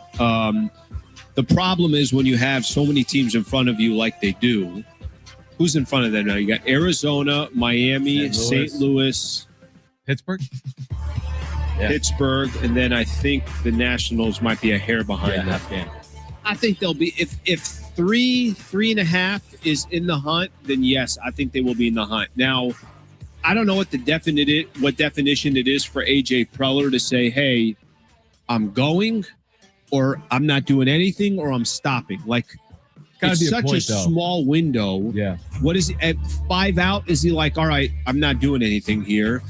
2 away, is he like, "I'm going, I'm pushing forward"? I don't know what that definition is, but I think they'll be in the hunt based off of that. I think they'll be in the hunt. I think if you're 5 out with multiple teams between you and a wild card berth, you're on the outside looking in. Like, I'm punting. Like, if you're 5 out 14 games from now, you got 50 games roughly to go, and you're 5 out with multiple teams between you. You have to outplay multiple teams by something like 5 games over your last 50. I don't see it as realistic. I think you have to stay within 3.5. And then I am going to be somewhat even aggressive. 3.5, you're like, but at least it's sure, I get it. No, I get it. But don't you think there's got to be a number where like this isn't happening? I'll just tell you this: there's a difference between 3 games out and you're chasing 1 team. Yeah, I agree. Then 3 games out and you got 4 teams in front. I agree. I think it's big too that they play all those teams that are in front of them or directly behind them. It's not like they play them all at the beginning of the season. But so are you they going to benefit so they need from super that? help. Well, it's either going to make you or break you. But that's the thing. Like, it's one thing. Let's say there's 4 teams in that conversation, and even if you outplay 3 of them. But what if the 4th team sweeps you and you were already behind them in the standings? So you need a lot of math to go your way. I got. What move do you think? What player do they trade that gives you the full indication this thing's a wrap? I would say both Miller and or King. I don't think so. I think King is this thing's a wrap. You don't think Miller? No, and I'll tell you why. Because I think Like, what if they traded Miller to shore up a couple other pieces, and then they moved Morihone to? There's nothing you're trading Michael King for to shore up a starting rotation that only relies on Michael King. But I will say this right now: you trade away Mason Miller this season, you're not making the postseason. Because he's been perfect in save spots, and you have any blemish there, and you're already trying to overcome ground. It's just too much. For my seat, maybe Morihone would be just as brilliant of a closer for 50 games. I don't see it. I really don't. I think what Acee said about it just shows that what a failure of a trade. I don't disagree with at all. Next question. Will LeBron make a decision by Monday? We had a promo. CJ, who does our promos, does a phenomenal job. That promo coming back was you and I talking about LeBron, and I was listening to myself talk about LeBron, and I wanted to tell myself to shut up because I was sick of talking about LeBron. Well, if he goes to Philly, he goes, I don't know what the hell I said. Does he make a decision by Monday? I'm going to say no. Even though a lot of people are kind of starting to tie this World Cup thing into the mix here that he's going to make a decision after the World Cup, he's so annoying, he'll be just a little bit more annoying, and it'll probably be midweek next week. What I respect most about LeBron is how he's under the radar to do this without the attention on him, and he makes it such a clear. He's doing it for the good of the league. Monday seems a little aggressive when you consider the weekend ahead. It's July 17th. You're not doing it during England, France, not a third place match. You're not doing it. Yeah. You're not doing it Sunday. You can't do it Sunday. You would literally be ridiculed for doing it Sunday, in my opinion. So maybe Monday, but I could see like midweek.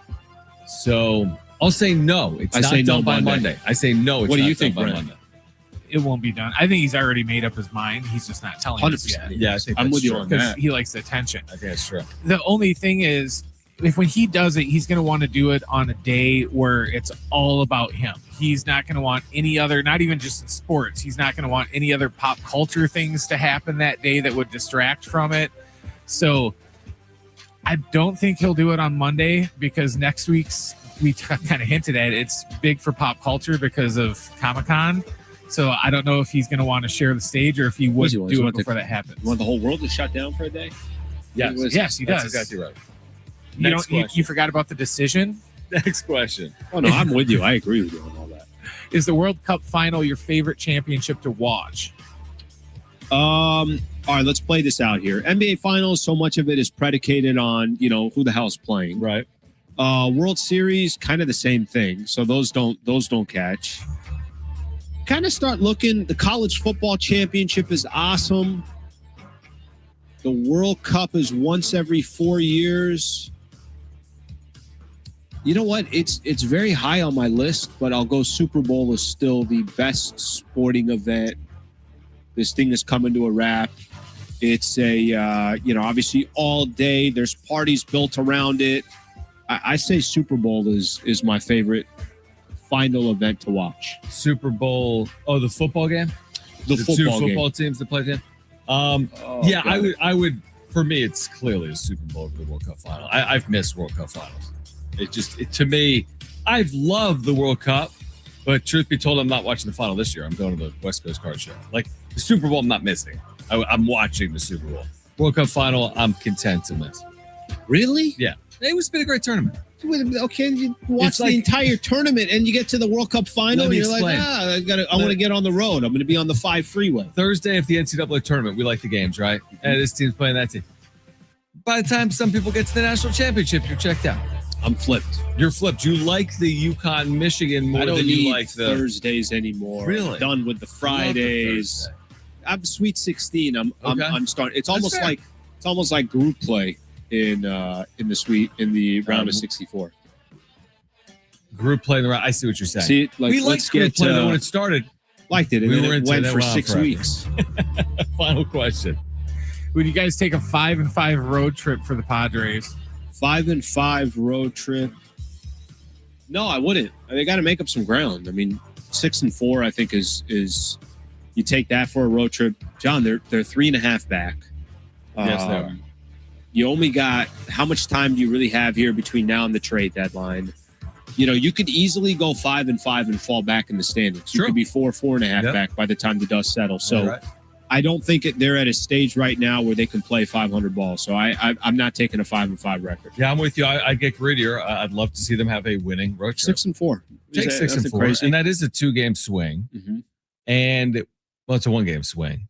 But you'd be 2 over. You're getting to a point now where it's like there is no negotiation here. No, I do think if you go 5-5, have you convinced AJ Preller of anything different? Have you convinced him of anything different going 6-4?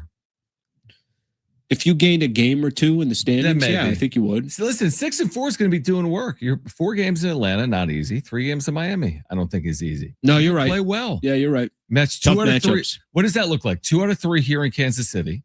Got to get that's like a non-negotiable 2 out of 3 in Kansas City. Okay, so then let's say split 2 out of 4 in Atlanta. Now you're 4 and 3, and then take and 2 then you're 6-4. No, that's a phenomenal road trip. It's a very good trip. It's a very good trip. So if they do it, and it might not be that might be too much to ask for. Now, let's just go down the path if they went 5-5. Okay, right? And now they're getting home, and they've got San Francisco and Colorado. I forget the order. I mean, are we still left with the same questions though? What are they going to do? Say it one more time. Aren't we still in the same question? What are they going to do? They go 5-5. Okay. Aren't we going to be saying in 10 days, what are they going to do? Yes. And if they go 6-4, are we going to be saying, what are they going to do? Yes. Probably. They say 4. If they go 4-6, I think you're starting to lean more. And I know that's only 1 game difference, but 2 games below 500, that close to the trade deadline, I think you're really starting to have more and more of that conversation of like, this ain't it. Bad omen that the first batter of the second half, Tatis had a home run ball taken over the right field wall. Because I thought it was gone, and it was taken back. Yeah. That was a really nice play. To answer your question. Look at this. He went over the wall. Yeah. He caught it over the wall. Very nonchalantly, too. Went over the wall. Took a home run away from Tatis. Bad omen, absolutely. Because right now, you and I can be saying, what a great start to the second half. Tatis just hit a home run to start. Instead, it's a out. 1 out. All right. Coming up this hour, you're going to hear from bum everybody out, brother. Jackson Feltz, iHeartRadio World Cup broadcaster, getting us ready for Sunday's final. On the other side, really strong words from Wyoming head coach Jay Sawvell. I want him to bring it here. Related to San Diego State football. And we'll share what he had to say on the other side. This is Schaeffer and Sliwa, San Diego Sports 760. We're live on the iHeartRadio app.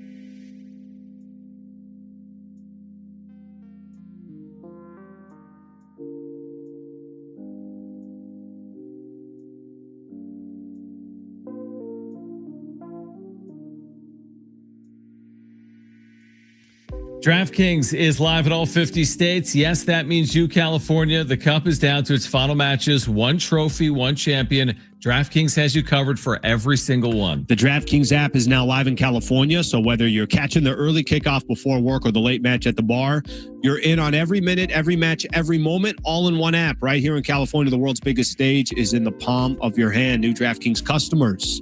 Sign up with the code SD760. Spend $5 to get $200 in total rewards over 21 days. That's code SD760. In partnership with DraftKings. The crown is yours. Event trading offered by DraftKings Predictions. The CFTC registered introducing broker. Trading involves risk of loss. Market availability varies. Eligibility restrictions apply. $50 every 7 days via click to claim. Issued in non-withdrawable predictions dollars that expire in 1 year. Ends July 19th. Terms dkng.co/predictions promo.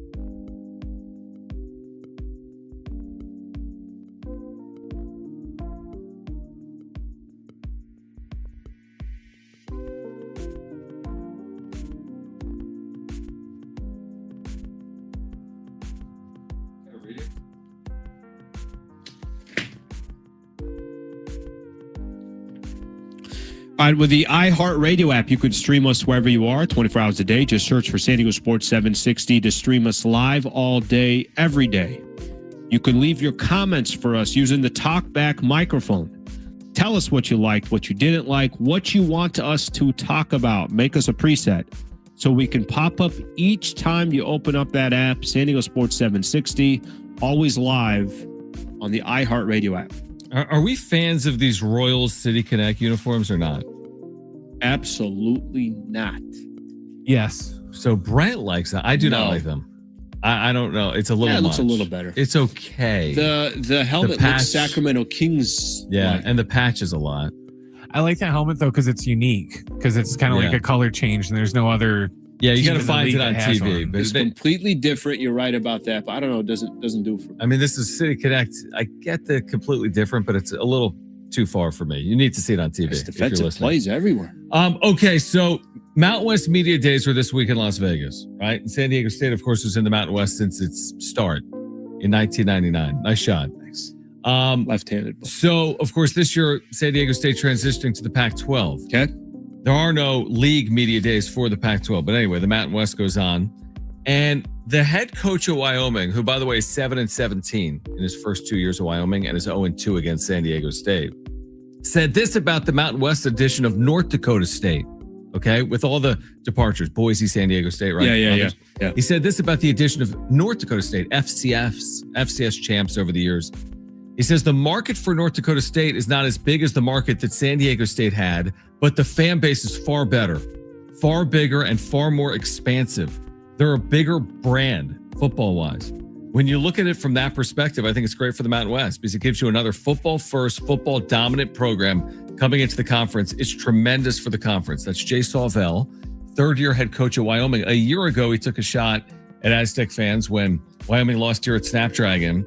And I think he said he felt bad for Sean Lewis because the Aztecs played in front of such a, I don't even know the words he used, but he felt bad for Sean Lewis because of the attendance in the building that night when the Aztecs improved to 8-1. So what's Can I your give you his reaction quote from Sure. that last year? He said, a game like Saturday night makes you appreciate being in Wyoming. That's a beautiful stadium. They have a really good team. And they had a promotion the other night where you come dressed as an empty seat because there was nobody there. That showed as much as anything. There was nobody at the game. It was Halloween, maybe. Do you have what's the date on that? That game drew and announced 24,000. In-house attendance was 17,109. And it was November 3rd when the story was written. So maybe it was. I'm pretty sure it was Halloween. But okay, I'll give you my thoughts here. You got a coach. Okay. You got a coach from, has absolutely no ties to San Diego, calling out San Diego. Right. Here's the first question I would ask. And you did say something. You said, hey, here's their record at Wyoming. Hey, by the way, he's 0-2 against San Diego State football. I don't think he's saying anything about San Diego State football. He's not saying anything about the program. Gotcha. He's not saying anything about Sean Lewis. You know what I'm very curious about, because I've yet to, be here doing a show with you, and I'm really looking forward to, once we get to fall, we add San Diego State football and we add San Diego State basketball to the mix as you get closer to the winter. Is there truth to what he said? Like, can we look at ourselves as San Diegans and say, hey, you know what? I wish there was more chirping like this that went around, because ultimately at the end of the day, the question that you're asking, is there any truth to what he's saying? I will tell you, as somebody born and raised in this city, we don't draw for San Diego State football. We don't draw nearly as much as we should. Period, point blank. I've heard Sean Lewis talk about it. I've heard J.D. Wicker talk about it. And there is a little bit of this, that's why I'm so curious about this upcoming season. If the team is good, hey, are they going to come out? Because that's kind of been the conversation most of the time. It's not as a student at San Diego State. It's not like the football team was anything special. Going to be in the Pac-12. Let's see how competitive they are. Let's see if they have any opportunity of making potentially a playoff. Obviously, you got to run basically a perfect schedule in the Mountain West, in the Pac-12. I don't have an issue with somebody calling out San Diego or calling out the city of San Diego or fans of San Diego State football if there's some truth to it. I think there is some truth to it. The thing he said last year, again, there were 17,000 people in the building, and San Diego State was 7-1. And we've talked about the attendance issues, obviously, at Snapdragon Stadium. So that on its face, I think he probably didn't say it the best way he could say it, but what does he care ultimately? The thing about North Dakota State being this massive brand compared to San Diego State, I think is way beyond a bridge too far. I really do. Yeah, I don't care about that piece that he's saying, but I know what you're talking about. Yeah, from today's North Dakota State, by the way, no one here is following North Dakota State football, but one of their reasons for making this leap from FCS to FBS is it's gotten stale. All they do is win. They don't fill their stadium because they're playing South Dakota State and beating them, and the University of South Dakota and beating them, and the University. I know nothing about the same their program. thing. I don't know, but they don't fill the Fargo Dome, which only seats 18,000 people. So they make this leap and a bigger investment. North Dakota State has been really good for FCS, but San Diego State 50 years ago dominated FCS.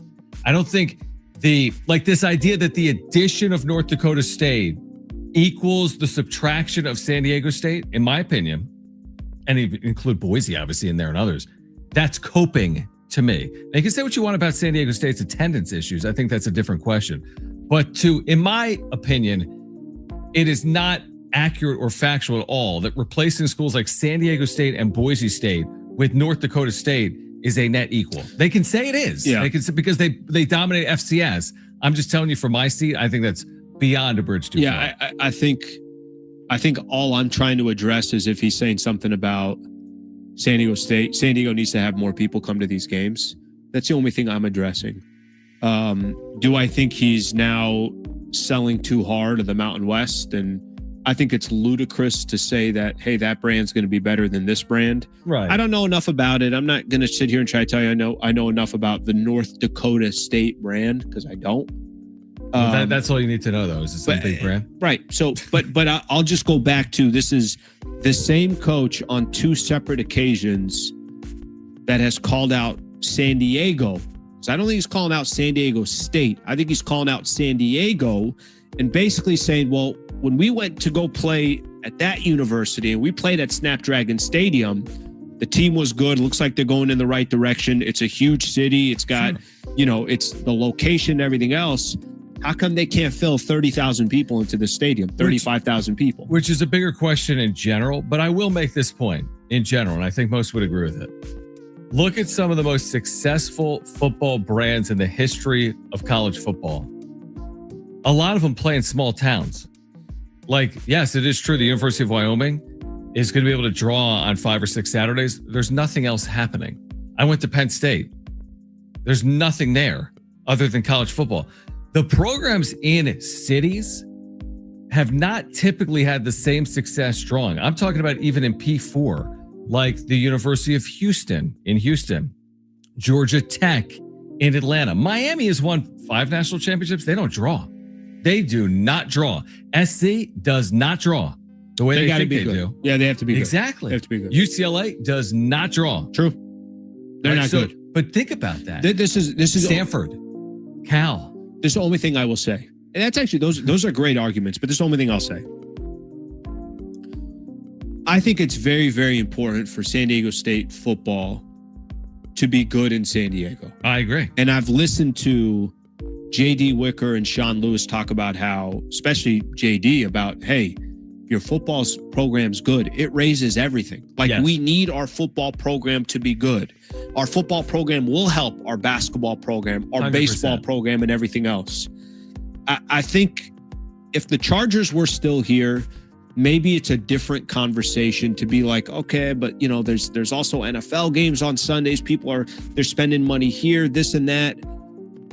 I just hope one day we can sit here and it's not even a question. It's like, yeah, San Diego State football is one of the places to be in San Diego on a Saturday night, period. And if you're going to go somewhere else and do this and that, whatever, awesome. But there's a big enough base that cares about San Diego State football, and it becomes a bigger and bigger foundation of the city. We need it. Yeah, I think there was probably a day, and we'll move on because Jackson Feltz on the World Cup Final will join us on the other side. There's a day when you lived through it. San Diego State basketball wasn't always San Diego State basketball, at least at the gates. Yeah. And obviously with success as well. And that's completely changed over the last quarter century. I do hope. I can't guarantee it. I do hope we get to that point. And I'm with you. Football as well. Let's make this based off of, if they succeed, the city has no excuse not to support them. If they're 1-4 through the first 5 games, I get it. That comes with the territory. Jackson Feltz on the World Cup Final coming up Sunday on 760. Next on Schaeffer and Sliwa.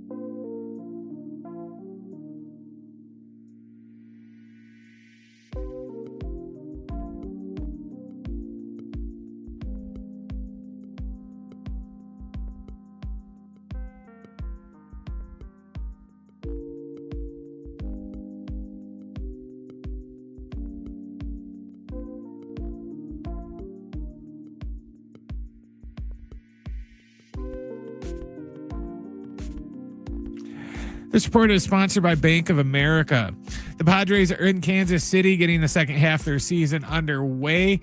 Right now, in the bottom of the second inning, it's Kansas City 1, Padres 0. This weekend, you can hear the World Cup Final right here on San Diego Sports 760. On Sunday, our pre-match coverage will begin at 11:30. Bank of America, sponsor of the FIFA World Cup 2026, dedicated to offering solutions to help businesses meet their goals locally and globally. More at bankofamerica.com/game changers.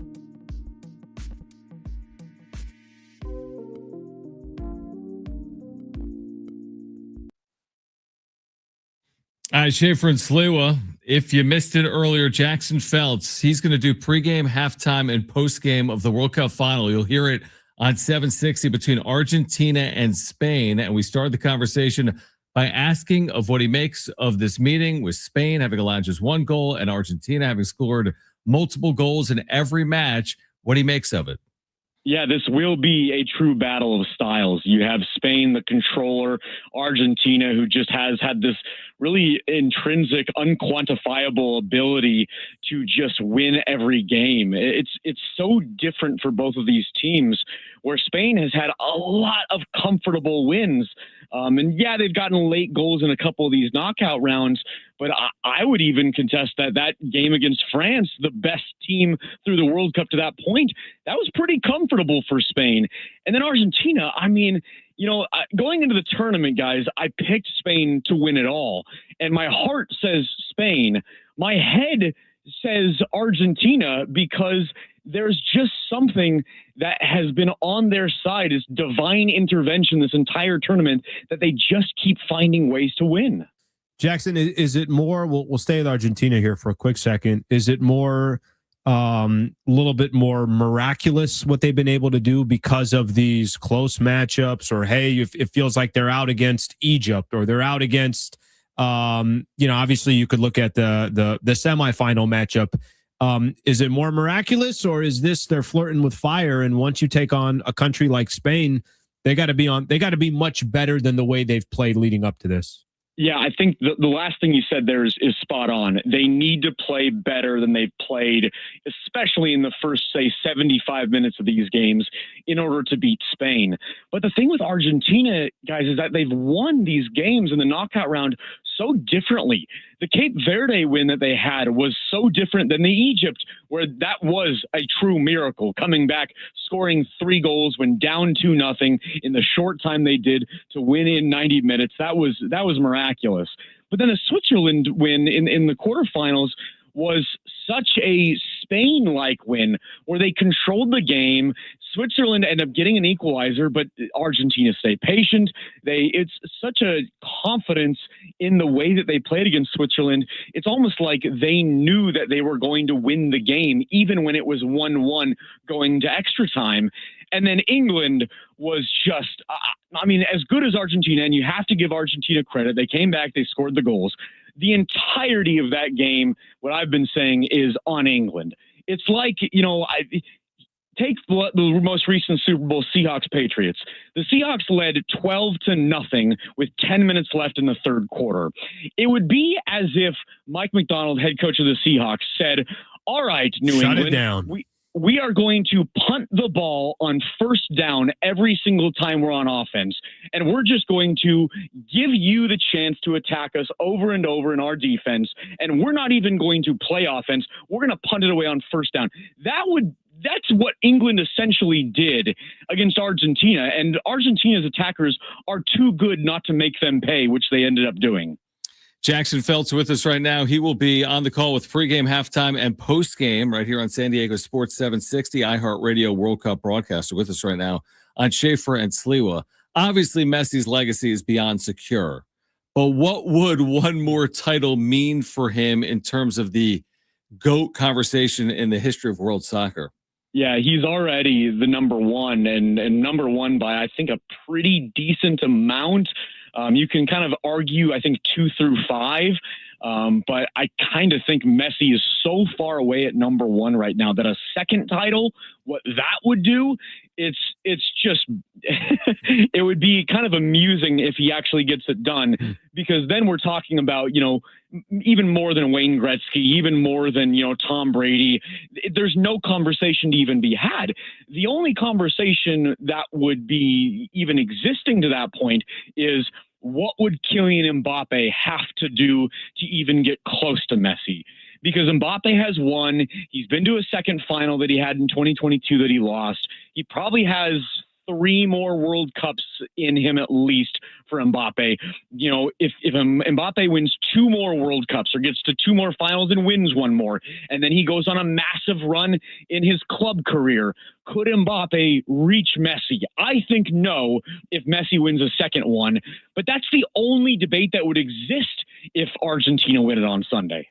Jackson, you mentioned that before the World Cup started, you had picked Spain to win the whole thing. How come there's not enough conversation about them? Is it just, I don't know if star power is the right way to put it, but there are superstars, and you might look at Mbappe, which you mentioned a couple of times. We've been talking about Lionel Messi.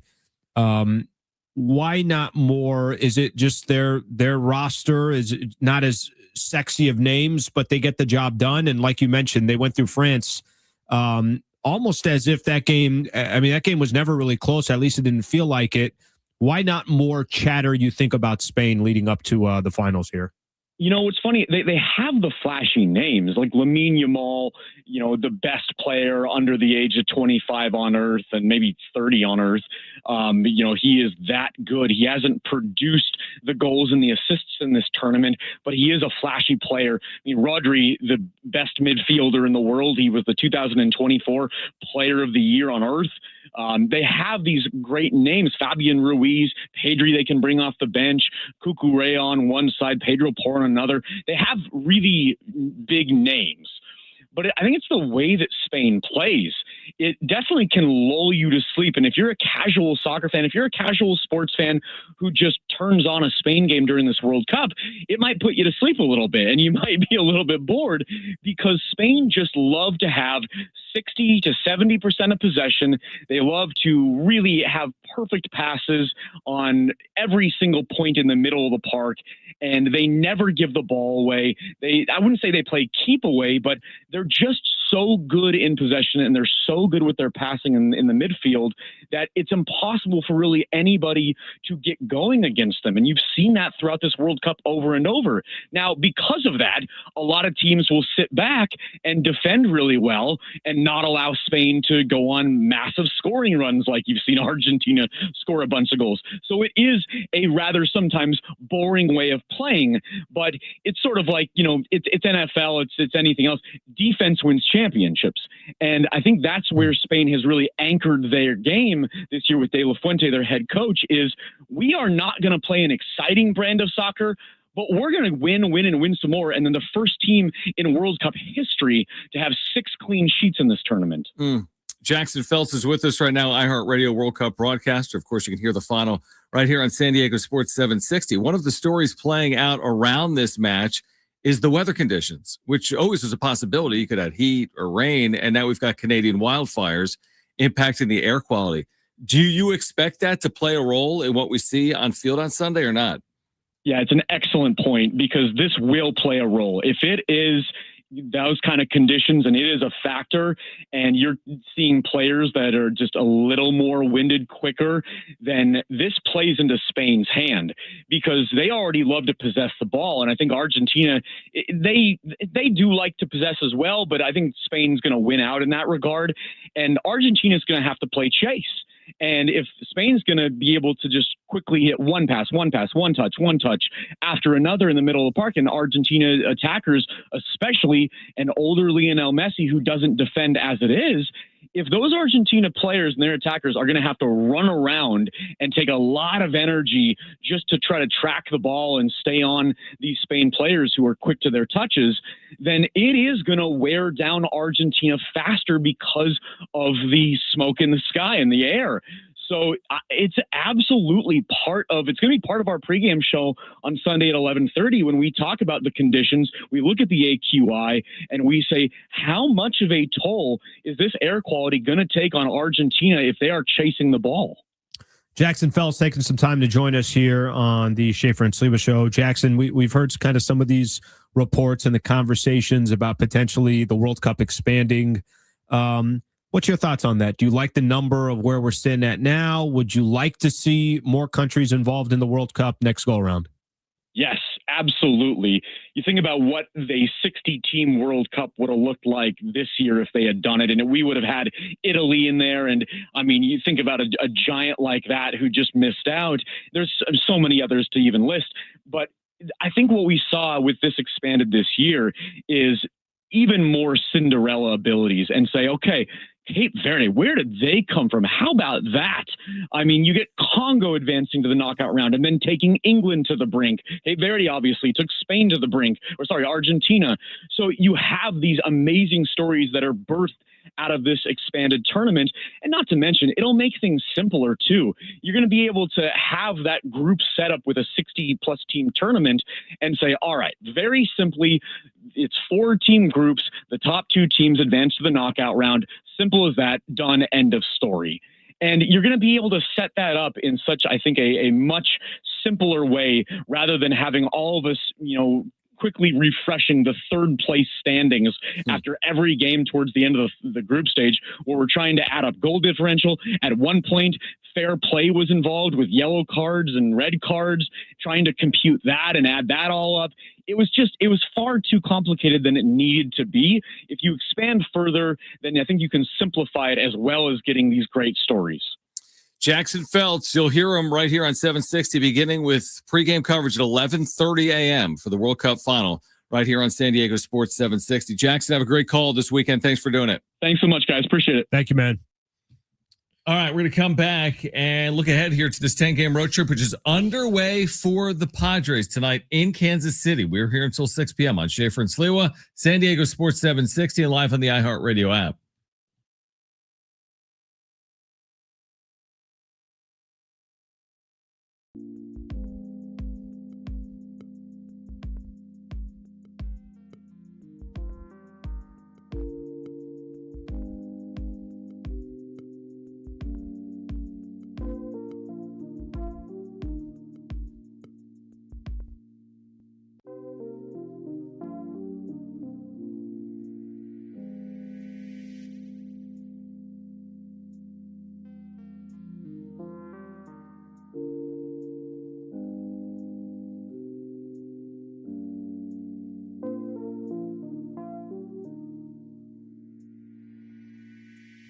DraftKings is live in all 50 states. Yes, that means you, California. The Cup, it's down to its final matches. One trophy, one champion. DraftKings has you covered for every single one.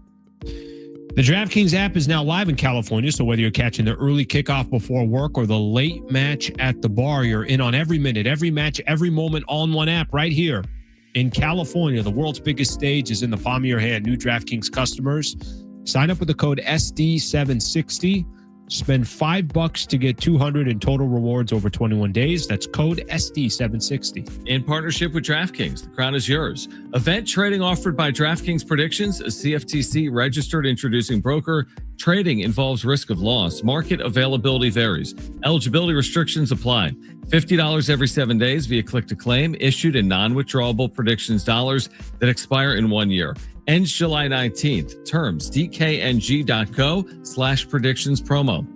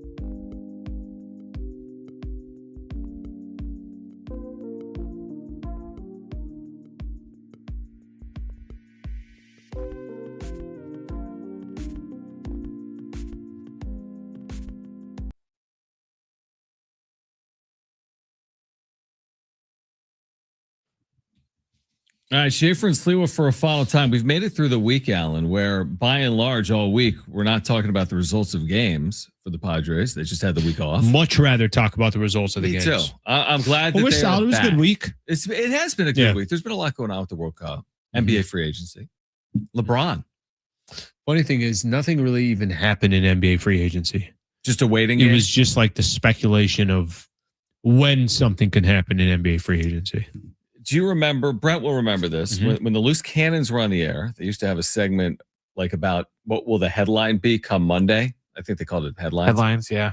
What will we be talking about Monday at 3, Alan? Will we be talking about where LeBron has landed? Will we be talking about a good weekend for the Padres? Will we be talking about Messi, a 2-time World Cup champion? Can we jack their segment? I like that segment. Yeah. I'll tell you what we'll be talking about. We'll be talking about, I think, Spain winning a World Cup.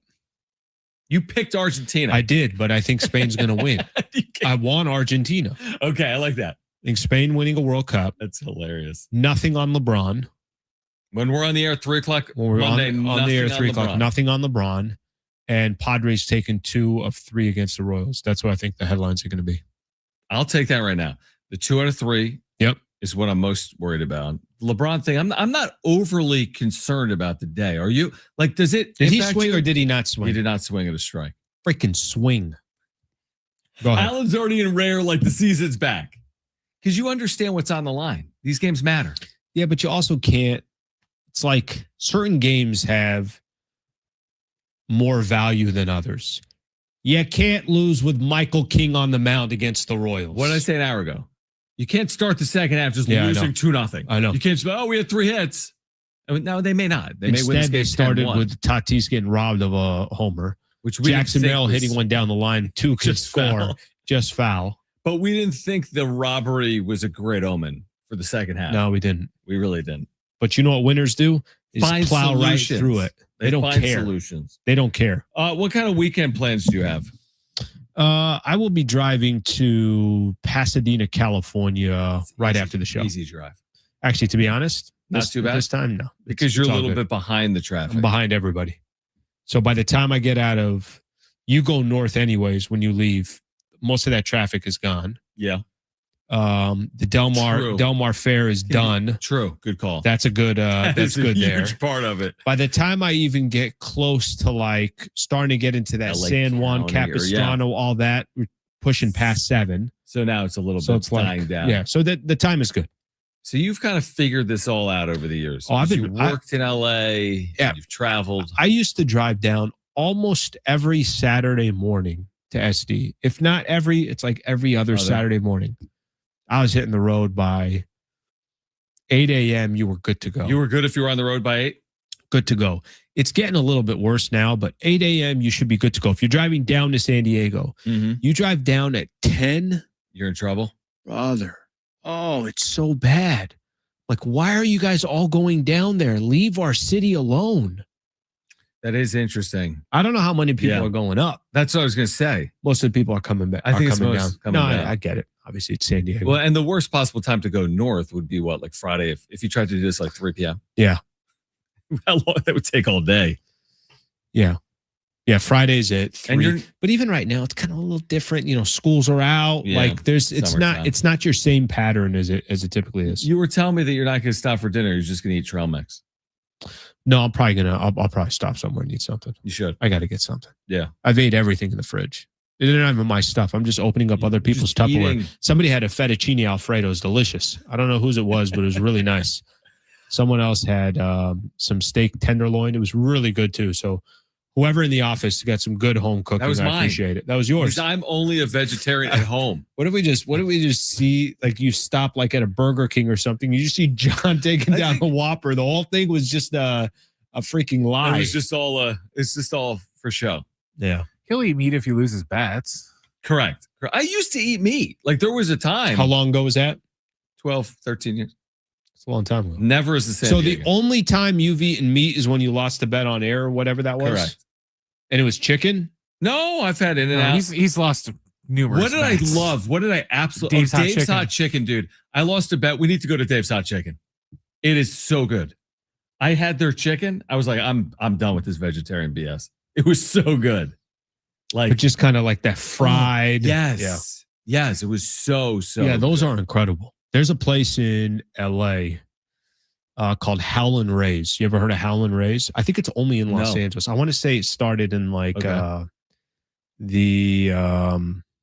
is it called? I forget what it's called, but anyways, it was kind of sort of outskirts of downtown. It started there, and they have like these levels of how spicy it gets. Ooh, when I was we did on air the spiciest chicken sandwich they did. 2 days I was struggling. Are you a spicy food eater in general? Yeah, but not like to the nth degree. A little bit of Cholula on my chicken, something but like not that. Like the hottest not chicken these on freaking earth. Yeah. I was struggling for 2 days. Let me know the next time you want to do I'll that. let you know. I'll join you for that. I'll let you know. No, I won't. All right. Safe travels, Alan, this weekend. For our Do listeners, your job, King. If you missed anything, sportssd.com or the iHeartRadio app. Back Monday at 3 p.m. Full reaction to Padres and Royals looking ahead to the series that gets underway against the Atlanta Braves. For Brent and Alan, listen to the World Cup Final, by the way, this weekend as well, right here on 760. My name is John. Keep it here. This has been Schaeffer and Sliwa, San Diego Sports 760 and live on the iHeartRadio app.